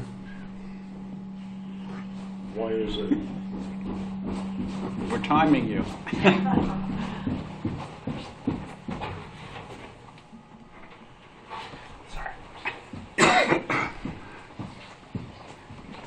Part of the experience of some of the folks that I talked with at DLCD was that I guess there was a time in Oregon, and I can relate to this, there was also a time in California where I came from, that people would come and throw up these little 400 square foot beach shacks. Mm-hmm. And they didn't think that was such a good idea, and frankly, neither do I, because they're typically not, somebody buys a piece of property, they really don't have the money to develop it correctly, they throw something up illegally, it's usually something really small and shaggy, so that's where that came from. That's where that square footage came from, so. Because I know there's a lot of verbiage and whatnot about tiny housing and small housing and affordable housing and The 750 square feet is not a huge house, you could put a couple bedrooms in it, but. Tiny houses, I think, are like 400 or to something. 300. is it? Max. All right, so okay. I was just wondering, because I don't want somebody coming back to us and screaming that, you're totally against affordable housing and this whole new push of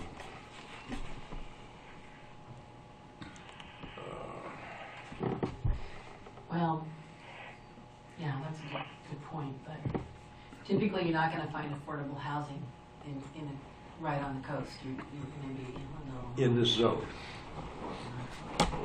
Okay.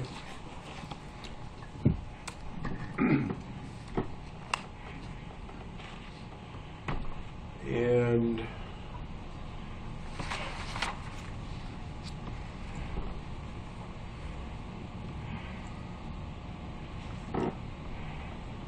part of the issue that you were addressing as far as being real close to the bluffs and whatnot, that's also addressed there in page 27, where it talks about the setback from the bluff edge at a distance of 50 times the annual erosion rate determined by an engineering geologist, plus 20 feet.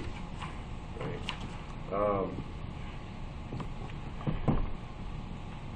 So that statement there kind of makes the one that we were talking about earlier about the engineer or the geologist or whatever. This here says, if engineering recommendation is required to make the site suitable for the proposed development, on page 22, 4, no, yeah, 5, if engineering recommendation is required. Remediation. Am I looking at the wrong word? No, yeah, well, if engineering remediation is required to make the site suitable for development. Well, Talks about the 3 engineering. Doesn't page 27 say that that is a requirement? It does, and that Not on an page, if? on page 22 it says, I think that it should reference the stuff on page 27. I think it should say something like consistent with section blah blah blah blah 7A, and I'll find the right number. An engineering report prepared by a registered engineer, blah blah blah, shall be required, which provides design specification for development. And this whole idea of remediation, that's what's achieved with 7A on page 27. So I think we need to have a way to clean this up on page 22 and have it reference what's on 7A on page 27. So, Everybody get that? Sort of, I'm trying to get to page 27. Okay.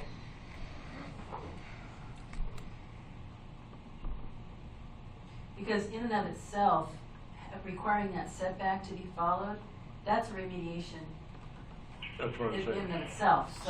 So that's why I was wondering, on page 22, why do we have if?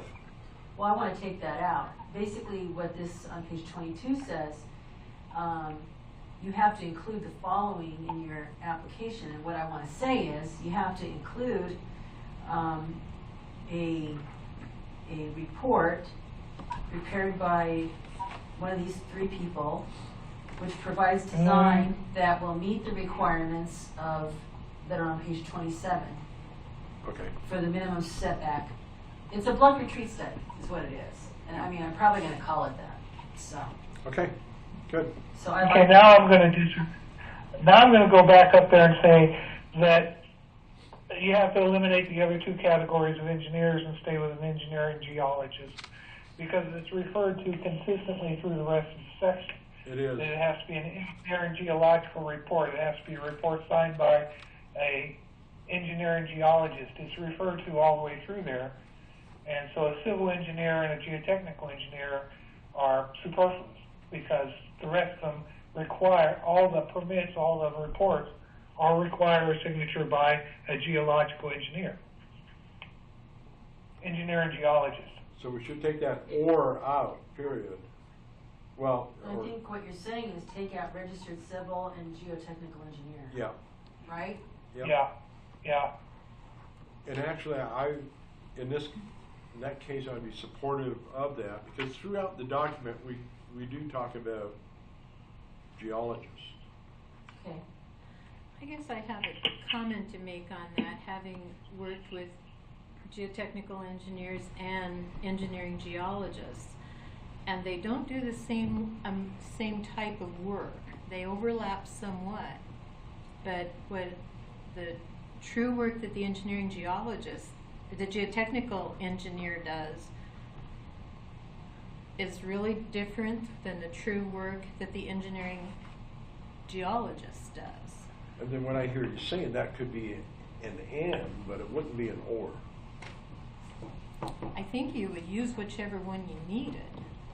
It could be 1 or 2 or maybe all 3. No, they're all three very different Yes, they are. disciplines of engineering. But a geotechnical engineer would be more inclined to give construction specifications, design and construction specifications. But he would not be able to provide an engineering geological report. He wouldn't be, they're not generally trained to do a geological assessment. That's where the engineering geologist comes in. If you want a geotechnical engineer to supervise construction, fine. But in site assessment and preparation, that's where the engineering geologist comes in. I would differ with that also, because we had geotechnical engineer providing options for designing and construction in various types of topog and soils, and they were doing drilling and things like that to determine. Where do we have that in this document? Do we have that in the I'm missing that. I'm on page, hang on a second here. 22? Page 22, Roman numeral 5. Hold on. A lot of Roman numeral 5s. You know, if you switch the order of that, made the engineering geologist first, and by so doing would make it required, then the or could apply to the civil engineer and the geotechnical engineer. And leave all 3 in? Yes. I mean, because there are definitely circumstances I would expect where Well, civil engineer would have a critical say, but at the end of the day, what's the soil doing? And that's where the engineering geologist would come in first and foremost, and everything would be an offshoot of that. Well, most of the requirements in here talk about the certified engineering geologist to provide, on inspection completion, plan compliance, page 27, 28. So that, I don't think we're debating the requirement to have an engineering geologist. You may at times also need a geotechnical engineer. I can see that, but I don't know where in here that we're requiring a Well- geotechnical engineer. one of the things. Well, a geotechnical engineer is an engineering geologist that didn't go for the PhD. He stopped at his bachelor's. Okay. The other thing I want to point out is that when we talked about time, that language in D5 on page 22 to language in 7A on page 27, Yeah. that also references the erosion rate as being determined by an engineering geologist. So I think there's your link right there. That would be coming from an engineering geologist. Right. When you're talking erosion rates and things like that. The other piece of this that I would like to nail down a little farther on page 27, 7A, Roman numeral 2, it says the bluff edge shall be as defined in the required geologic report. Well, any two engineering geologists may have different opinions on what the bluff edge is going to be. If you're determining your setback from a bluff edge, I think you need to have a standard for where that bluff edge begins. And that's not hard to do. There's definitions all over California Coastal Commission regulations on how to do that. Well, So it was standardized. that's good to know, requirement. because in Oregon you can't define where the high water mark or high tide line is, or the repertorian line, or because I deal with that all the time, and we have 6 different government bodies that say it's all over the place. So being able to define where the shoreline actually is to start your measurement would be Well, pretty interesting. it talks here about a setback from the bluff edge, Yeah. and I think we can define bluff edge. So you've got something that's consistent throughout. I don't like situations where you leave it open to the interpretation of a geologist necessarily, Okay. because I've seen I don't know the name of that area. It's not Tennesseeka Beach, but all those houses you see as you're driving up, going to Port Orford, you just kind of go around the bend from that convalescent center. And all those houses, they look like they're right on the. I'm down on Knox's.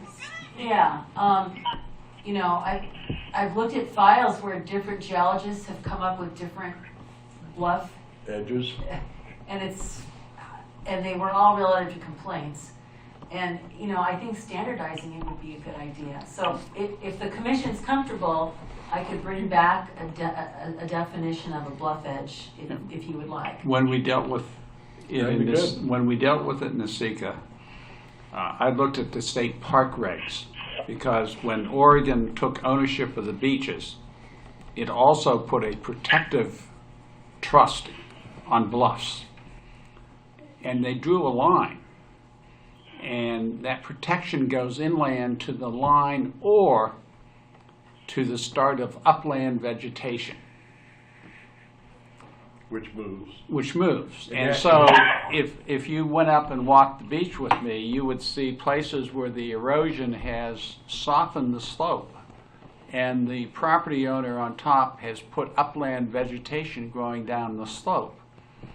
And so the park department will come in and say, oh, that's not within our jurisdiction anymore. And it makes it very difficult. It is. And I think one definition well spelled out would certainly end a lot of these uncertainties. Yeah.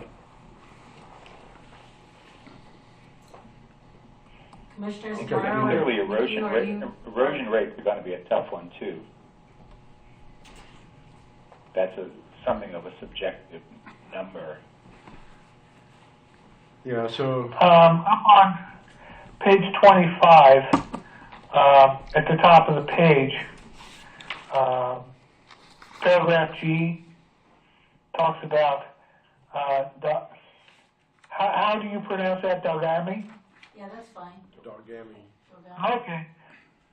Yeah, they've done erosion.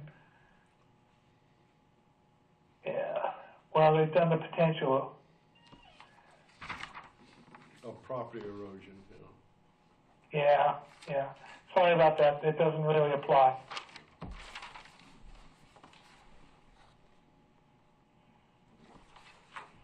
Yes, Right. erosion is subjective, as Commissioner Morrow suggested. But if Carolyn, if you could bring back to us you believe you can get a definitive criteria for a bluff edge, I think that would I'll give that a shot. be helpful. I think that would be great. That would help a lot. Okay. All right. Are we ready to move on to liquefaction?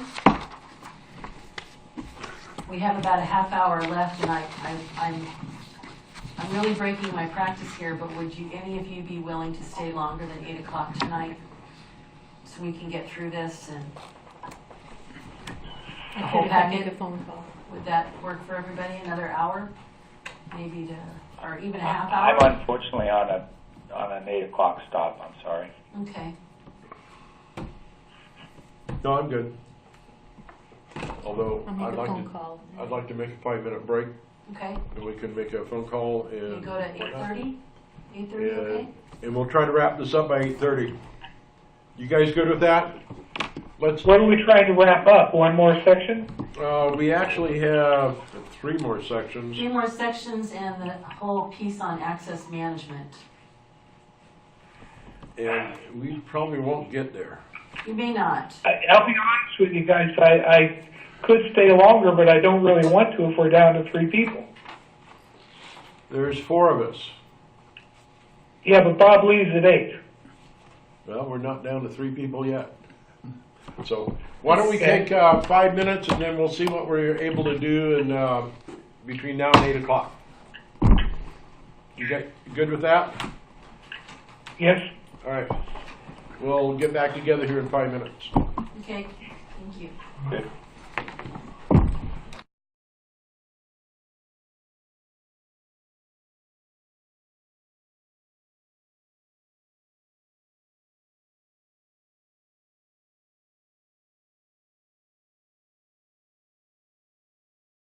America's 3,069 county governments provide fundamental services for building healthy, safe, and vibrant communities.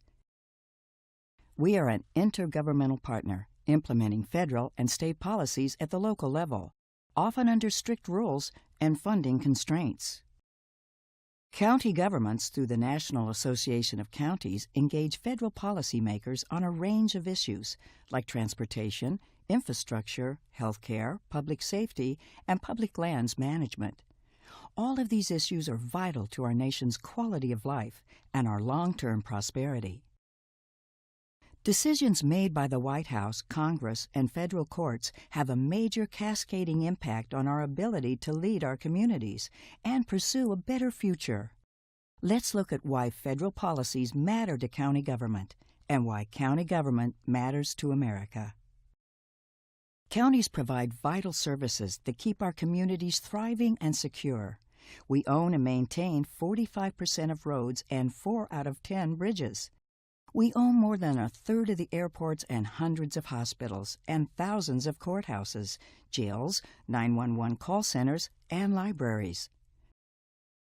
We play a critical role during emergencies like hurricanes, floods, and snowstorms.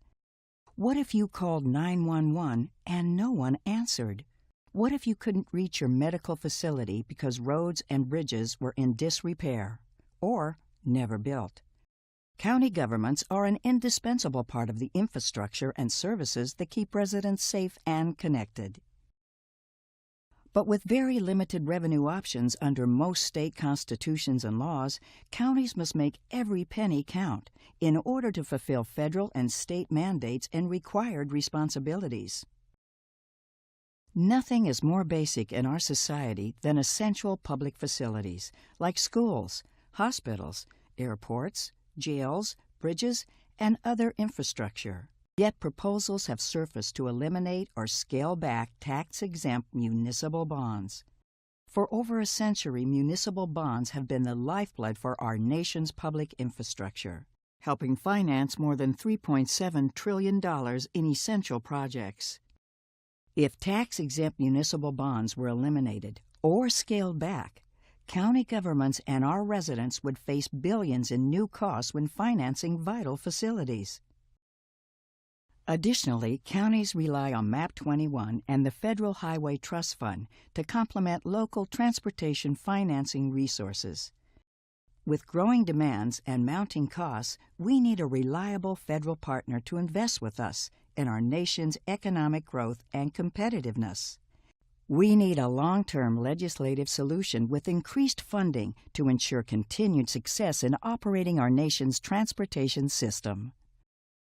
Counties face further revenue losses each year because billions of dollars in e-commerce sales tax revenue isn't collected. The Marketplace Fairness Act would enable states and localities to collect existing, already owed taxes. It would also level the playing field between many Internet retailers who don't collect sales taxes and Main Street businesses that do. County governments provide support services to federal public lands, touching 700 million annual visitors. We lead search and rescue operations, fight fires, protect the public's health, and maintain roads. Federal lands cover nearly 1/3 of the U.S. and impact 69% of counties. Because federal land is exempt from local property taxes, counties depend on PILT, the Payment in Lieu of Taxes program, to provide essential services. The Secure Rural Schools program provides assistance to rural counties and school districts affected by the decline in revenue from timber harvests on federal land. Decisions to cut or delay funding both programs undermine our ability to provide services and maintain public lands. Our intergovernmental partnerships don't end with legislation because counties also implement and comply with federal and state regulations. When considering environmental protections, we know our communities and care deeply about the environment. We need a stronger voice in shaping common-sense regulations that protect communities while also promoting economic growth. This is why NACO secured significant improvements to FEMA's flood insurance program and is pushing back on the waters of the U.S. proposed rule. Our message: federal policies matter to county government, and county government matters to America. Every level of government must work together to shape policies that improve the quality of life for all Americans. Whether it's building and maintaining infrastructure, providing essential services, or fostering economic growth, counties are on the front line serving their citizens. NACO stands ready to work with the administration and Congress to make our nation's communities healthier, safer, and more vibrant places to live and work.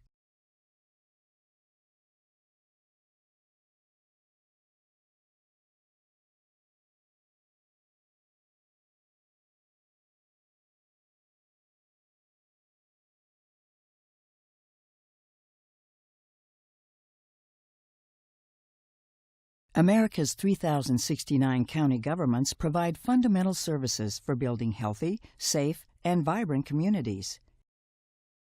We are an intergovernmental partner, implementing federal and state policies at the local level, often under strict rules and funding constraints. County governments, through the National Association of Counties, engage federal policymakers on a range of issues like transportation, infrastructure, health care, public safety, and public lands management. All of these issues are vital to our nation's quality of life and our long-term prosperity. Decisions made by the White House, Congress, and federal courts have a major cascading impact on our ability to lead our communities and pursue a better future. Let's look at why federal policies matter to county government and why county government. All right, we're going to make a stab at liquefaction hazard standards. That starts on page 29. Hopefully you guys got a chance to really look at that. I think the majority of this is all mainly up north, as far as in our county.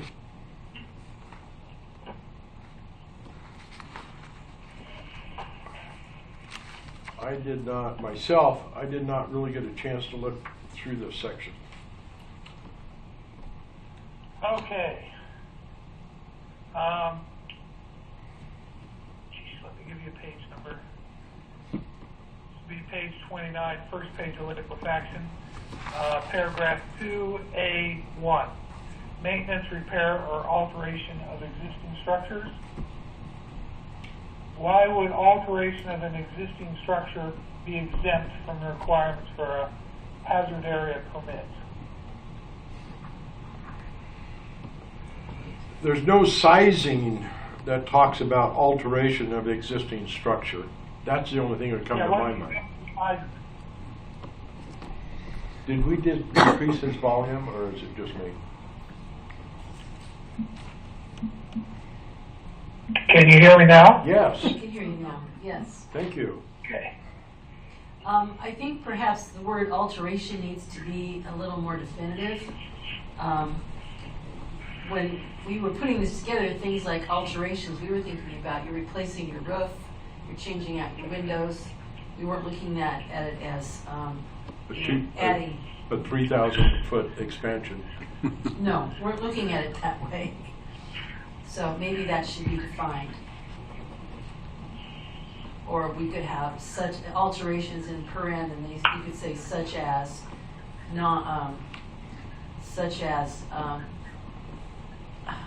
You'd say within the existing footprint. Yeah, within the existing footprint, such as work on the home. Yeah. Thank you, Donna. And height restrictions would need to be part of that too. Within the existing footprint. Same footprint, only 3 stories instead of 1. And existing building height. Okay. Got it. Okay.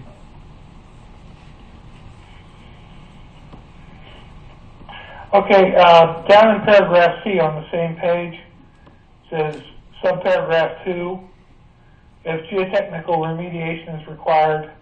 That's actually pretty good wording for what we're trying to do up in the tsunami area. Because a geotechnical engineer or certified engineer and geologist would be the people you would want to have assessing a site prior to building. You'd want the civil engineer to be, you wouldn't need him, but you'd want them involved when you actually build the structure. Okay. It's just a note. Okay, that's a good point.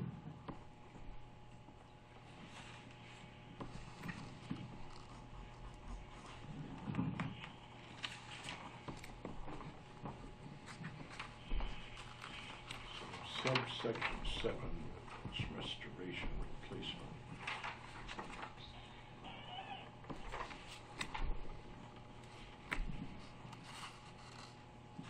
Okay.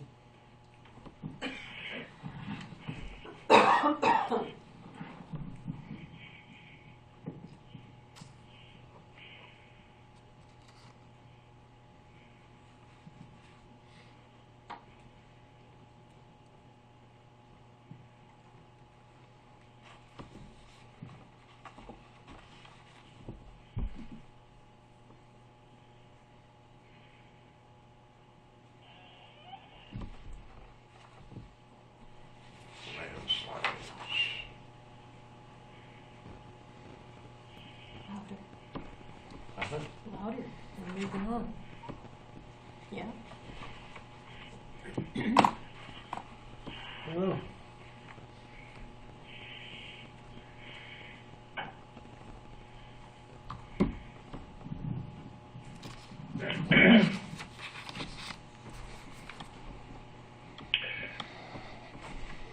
Down on page 31, this is a question again. Paragraph C, subparagraph 1, 750 square feet? Oh, that's the building footprint. Never mind. Right. I was thinking you were going to make a 750 square foot lot. No. No.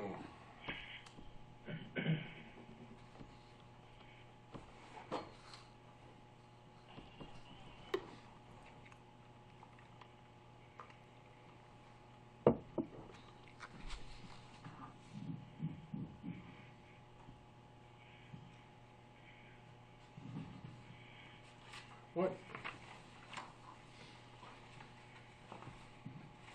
This reduction of by 50% without a variance, it's mentioned in here a couple places, I think. I'm trying to find that.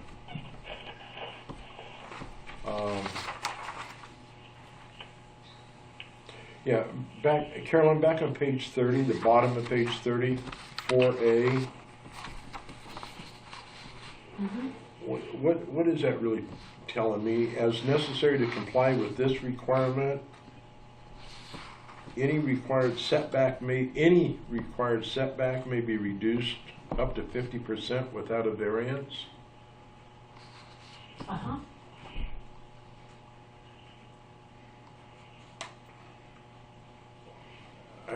I guess I don't get it. Why? The idea is that you're if you're in this liquefaction area where certain parts of the property are not good to build on, but you're required to have a certain setback. Like from the cliff bluff? Right. You can reduce that by 50% without a variance? In other words, would that... Well, it says, all new construction shall be located on the portion of the subject property most suitable for development. And it also says, based on the least exposure to risk from liquefaction hazards, as determined by the certified engineer and geologist. Right. Notwithstanding the provisions of Article 4, which is the variance section, as necessary to comply with this requirement, any required setback may be reduced up to 50% without a variance. So would that supersede the requirement that we have back here in coastal hazard as far as setback from the bluff? I think they're talking about property line setbacks that are in the underlying zones. Right. My reading of that is if you have to avoid the liquefaction zone, you could move the footprint of the house away from it, and if that crosses the setbacks by no more than 50%, there isn't a variance required. Is that correct? Yes. Okay. Now, back to John's question. What if, no, never mind. Would they have to comply with the setbacks from other potential hazards on that property? Of course. Of course. But they would have a choice in which direction to move No. from the liquid. No. The most restrictive requirement would apply. Okay. That's what I meant. I didn't want it to supersede something else.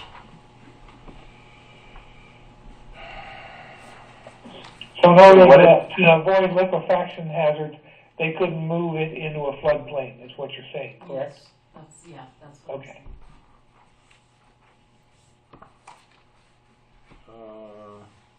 But that seems counter to the whole concept of a setback.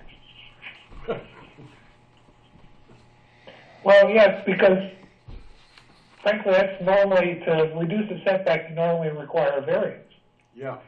Do they have to pay a fee to have a variance hearing? No. They have to pay a fee for the variance application, but not a hearing. Okay. And what is section 3.x05?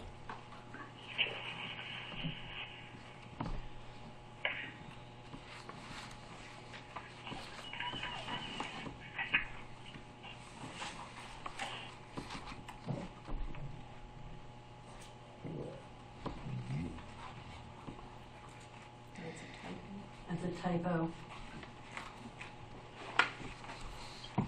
I'm going to have to find the correct section. The engineering geology report is discussed in section 5, so it would be section 3.254.5. So that's a typo.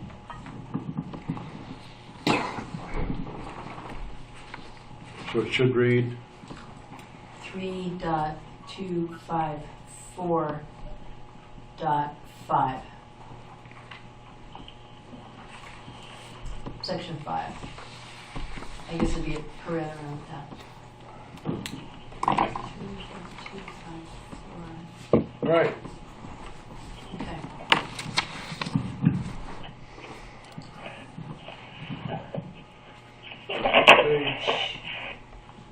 And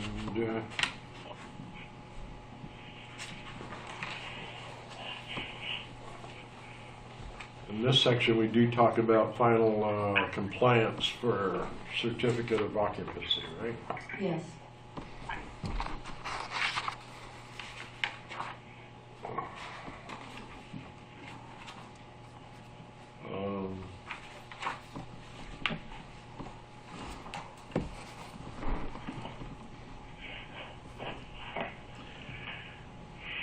And Carolyn, just who issues that certificate of occupancy? The building department. The building official has the final sign off. But I mean, it references the director, but that's typically, throughout, because the building official works for me, so, and then I delegate that duty. Okay.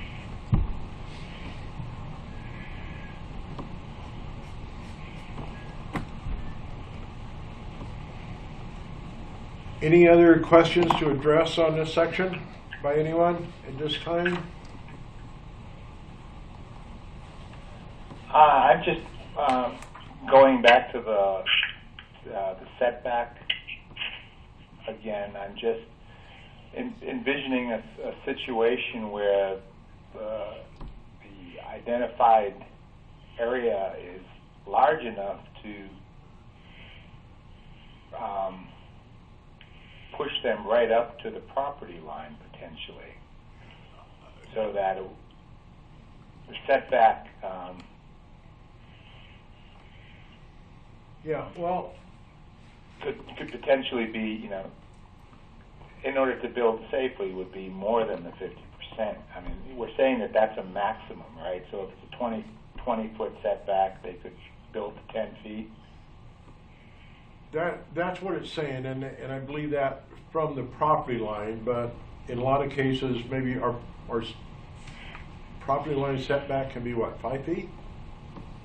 Well, the building code has an absolute minimum. It's either 3 or 5 feet.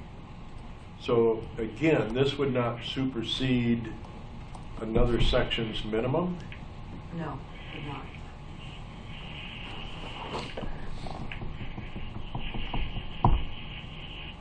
Because, we have no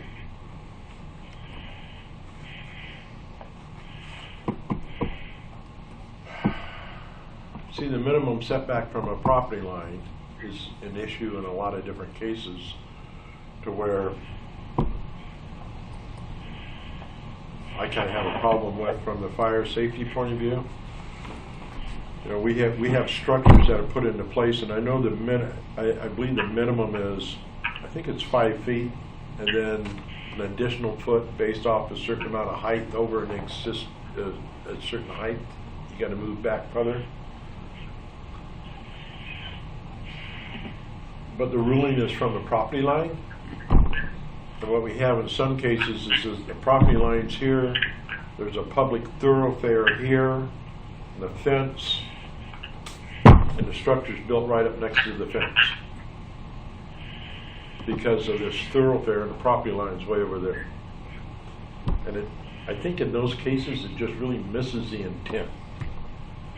If you had to go around the structure for some reason, emergency services, you can't.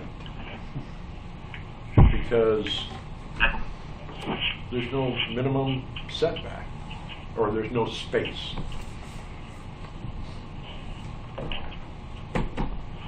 It would be really, really nice to know that this 50% reduction in setback without a variance doesn't impact other minimum required setbacks. Well, you could add a statement then. Maybe reduce up to 50% without a variance, provided no other required setbacks specified herein would be compromised. Would that work? It would really work for me. No other setbacks required in this section would be compromised. North County Commissioners, what do you think of that? You guys good with that, Bob, Kevin? If Yeah. it satisfies you, John, I'm fine with it, because I don't have the experience you do. Okay.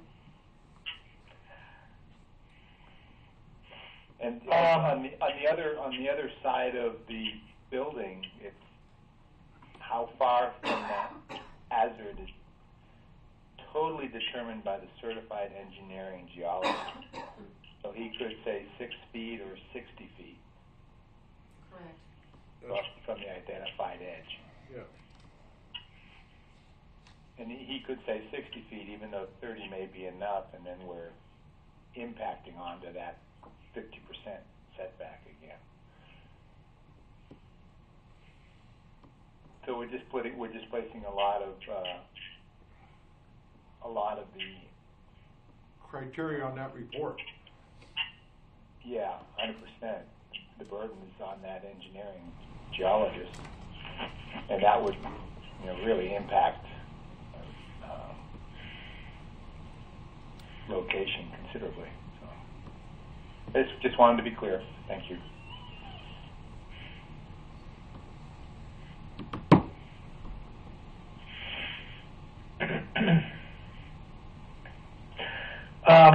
have a question down on page 32 at the last page in this section. B, replacement, subparagraph I, replacement must not be larger than the damaged building. I understand what that means. Do we need to have any words around there that it doesn't occupy a larger footprint, no additional square feet or something?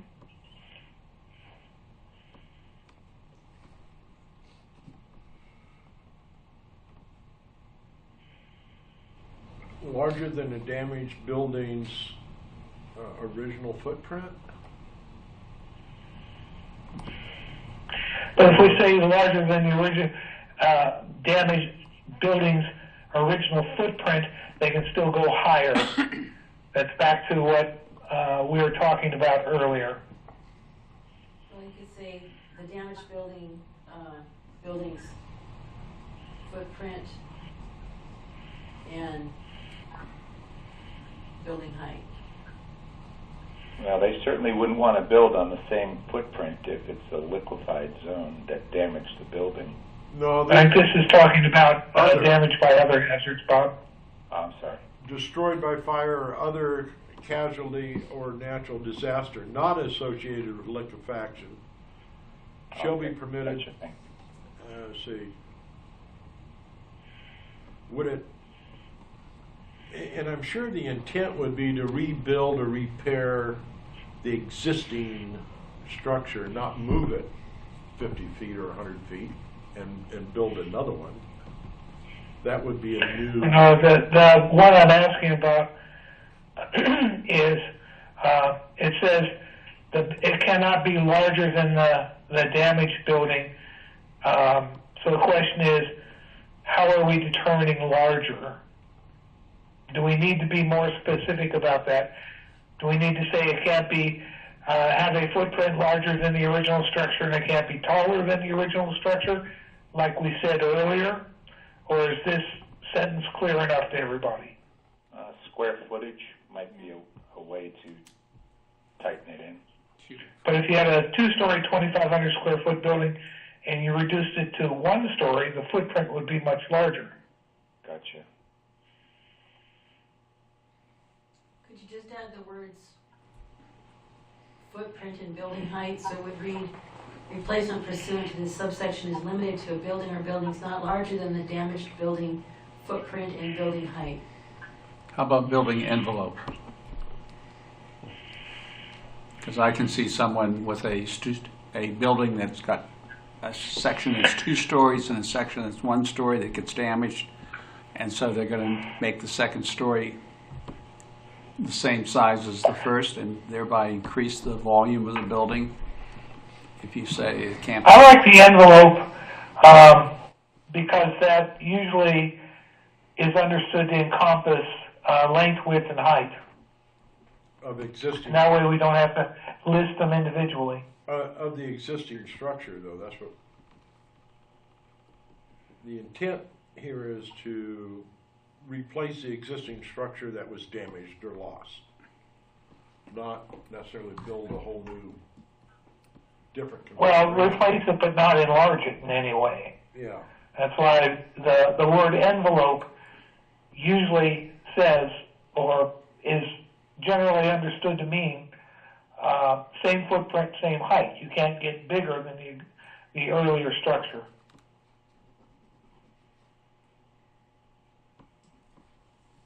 Except for the case that somebody just outlined where half the house was 2 stories and half the house was 1 story, and that 1-story component was damaged, and they decided to stay within the envelope constraints of height, but build that 1-story section up to 2 stories. I'm okay with the sentence the way it reads. It can't be larger than the damaged building. I would add square footage to it. You would what? I'd add square footage to it.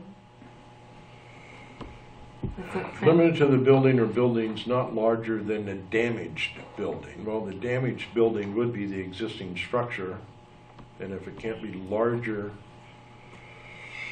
but we're back to the thing of larger in which way? Actually, I'll go with what Kevin said. Kevin, that's why we need some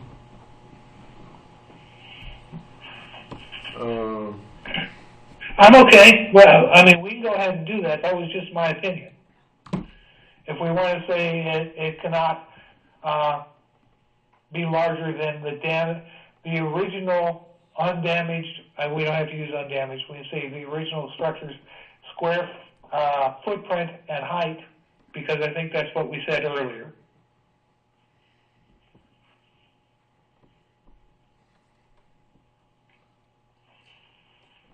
Wasn't that what you suggested earlier, Bob?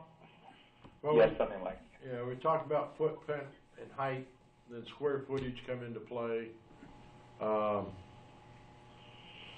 see, I could increase the square footage of this house by knocking down some walls if the structure would take it. I'd have additional square footage in the house, but it'd still be the same footprint and the same height. So square footage is really not a good description. Well, yeah, Because you're talking volume as opposed to exterior dimensions. correct. I think leaving it the way it is, like you suggested a minute ago, makes the most sense. It's not going to be any larger than the damaged building. And you can't go up because you're making it larger. You can't go outside the original footprint because you're making it larger. Yeah, I like the simplicity of it. But we still have the question that this is an existing building. Mm-hmm. It gets damaged, they can come back in and add that to it. No, it makes it larger than the original structure. No, it's same footprint, same height. No larger than the damaged building. Okay, so you would be determining that this is being larger. Yeah, if you still have this part over here too, Mm-hmm. yeah, it's larger. Okay. Could I ask a question? We're coming on 8 o'clock, and I know Commissioner Morrow needs to get off, and there's only going to be 3 of you here. Would you all be amenable to meeting again in 2 weeks? So we can wrap up this whole packet? I would. So I can get this to you by the 16th for the public hearing with the changes? John, would you be willing to call a special meeting? Yeah, Is that your discretion? well, we would, we're just taking a straw vote kind of right now. Would we all be available and to do this in another 2 weeks? That would be February 2nd. Yes. I am available. Good. And would I'm available. I'd be happy to do that.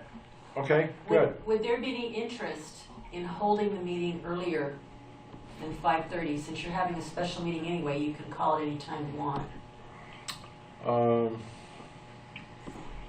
Well, we can call the workshops anytime we want, but yeah. Well, Your point is taken, Carolyn. Yeah, if it would be possible for it to be midday, Donna, I don't know if you wanted to come back or in 2 weeks. You're working in mornings. I'm okay with earlier, personally. All right, that's a help. I'm not okay with midday, 3:30, 3 o'clock, unless that's what you meant by midday. I'm good. You good at 3 o'clock? Yeah. 3 o'clock. You guys want to try it earlier? 3 o'clock, February 2nd.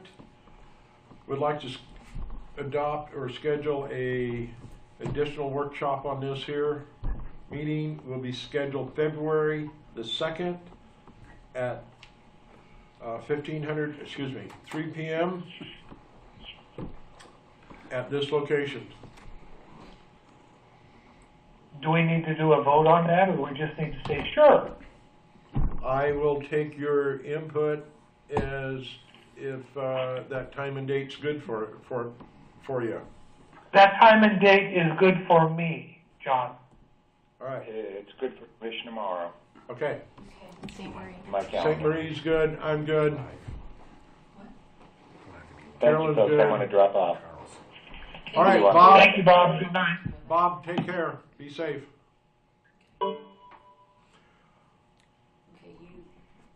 you really don't have a quorum now. But, No, but we established, and he's aware of it, at a meeting time. Carolyn, and what we will do, we can't make any decisions obviously now, and I would like to have him back on this. So, do we have any, even though Bob's gone, but we have any other input at all on the liquefaction section? If not, No, we were down at the end. We were down at the end of it by the time Bob left, so I have no more okay. input on it. We have, My concern about this is a lot of Harbor Hills is within this liquefaction area. Say that again, I'm sorry. A lot of Harbor Hills is within this area. And in this, as you have it proposed, they will not be able to divide and create more lots. That area was taken into the urban growth boundary for Right. housing. Right? And you've now taken away all that area that's slated for housing. You're going to need to make up that so you can meet your goal 10, your housing inventory. So I don't know how you would deal with that issue. So we're talking about South County, urban growth boundary? Yeah, and And- it's the Harbor Hills, which is slated for urban development. Well, I had proposed and slated for urban development. well, it's in the urban growth boundaries. Yeah.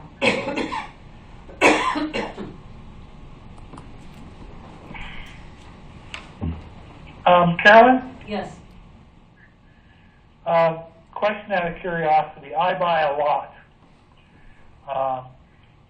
It's in the liquefaction zone. I bring in all the engineers to tell me there isn't a square inch of that property that I can build on. Does that constitute the county doing a take of that property? It does. Because we're going to prohibit any buildings on it whatsoever. It does. It's just like it does for Harbor Is there a liability to the county for that in that instance? Likely, yes. Okay. I think the way that this could be addressed would be to look, it's on page 31, the top of page 31, Yeah. number B, where it says new Okay. lot or parcel development prohibition. You would exempt out the Harbor Hills area in that section. Okay. And So then- why would you do that? You can kill a lot of people. I'm sorry, what? Why would you do that? You can kill a lot of people. Well, we're talking And if about, I've got an engineer, if I'm an engineer telling me I cannot build anywhere on this property, but that property is exempt from this regulation, and then liquefaction occurs, that could be a lot of people dead. Oh well, never mind. Bob's not here. We shouldn't have that discussion. That was just me wondering if that creates a liability for the county on a take. When we meet again, Carolyn, will you be able to have some maps ready by then? yes, I've asked them to get me manageable maps. What they sent me was a start, but I will make it a point to have maps. I'll tell them. Okay. Time permitting, you'll have maps for us then? By February 2nd is when I want to have the maps, yeah. Yeah. Well, depending on other people's cooperation, you'll have the maps. Yes. Yes. Okay. Yes. Okay. And I'm going to spend some time with Donna going over this discussion about the Harbor Hills. Well, Donna is the planner for the city of Brookings, so you probably all knew that. But I think some consultations in order. And I think one of the ways that you can work around having the takings liability is to do that Measure 56 notice that notifies those folks that this is what's happening. Yeah. when that becomes adopted. But then the other thing that you'd be looking for is the loss of UGD. Yeah. Where are you going to put the? It might encourage Brookings to build out that borax complex. Then it would be looking for additional territory. Are we still on TV? Well, Carolyn, when you have the discussion, would you bear in mind that I have a lot that I don't currently, this is hypothetical. I have a lot that is not buildable because of the high potential for liquefaction, and I'm upslope from a lot that can be built on, and when the ground liquefies, my house slides down into the other house. Yep. Oh, dear. You know, that's all the potentials that you have from liquefaction. It's not the damage or my death, but the death of neighbors. Right. Right. Well. Okay. Let us. Are we done?